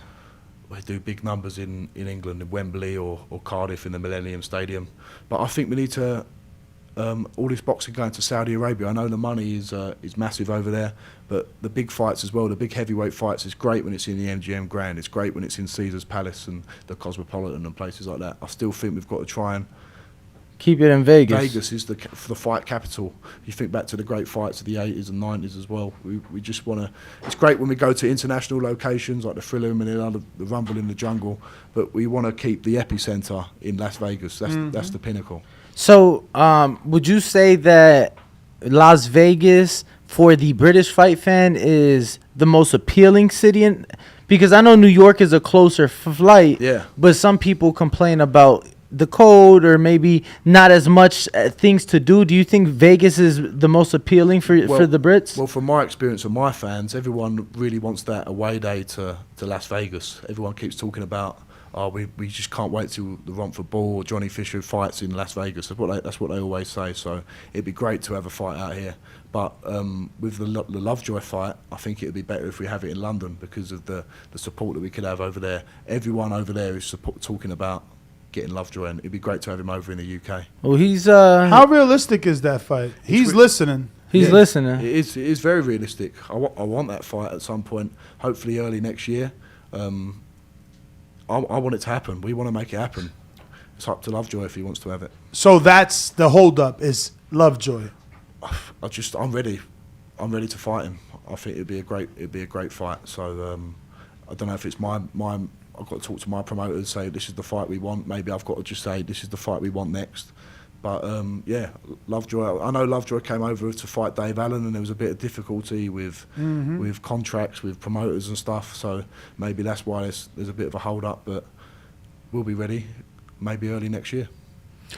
Big Casual says, "What up, champ? Another one of your peers fought over the weekend in Jared Anderson. Yes. If you were able to watch the fight, were you impressed with his performance, and do you see that as a big heavyweight fight in the future? And if So, do you think y'all will meet up at the top for a title, or better yet, a unification, or do you see that fight happening while you're both still prospects? I saw the knockout. I didn't see the full fight. It was another great knockout for Jared Anderson. He's really stepping up their levels as well, motoring the level of opponent he's fighting.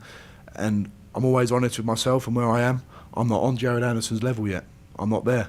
But if I keep progressing the way I'm meant to be, who knows, as you said, for a unification fight, if I earn that right to fight for titles, then I'll be ready for 3, 4, 5 years' time, might be 2 years' time, who knows.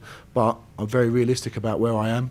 He's an exceptional talent. He's probably leading the way as the best prospect in the world right now. I feel like you might just have that humble trait, man. How are you sparring with all these elite level fighters and don't feel that you're good? I am good. I don't think I'm not good. I know I've got the potential to be one of the best. But the one thing that is not only just in boxing but in sport in general, people who believe their own hype, people who believe that they're the best. You've got to believe that you've got the potential to be there. But if you start thinking you're cashing checks that you're not capable of, that's when it all falls down. So it's very important to be very realistic about with yourself, because that's what drives you to keep trying to be better. The fact that you think, I've still got more to go, I've still got more to do, I've still got to keep catching up on these guys. That's what keeps me hungry and keep moving forward. Johnny, you don't curse? Not really, no. Not. I was just asking because we all know Floyd says don't write checks your ass can't cash. No. You know, so when you changed trying to be it, polite. I think my mum might be watching, so I've got to be polite. Hi, Mum. Hi, Mum.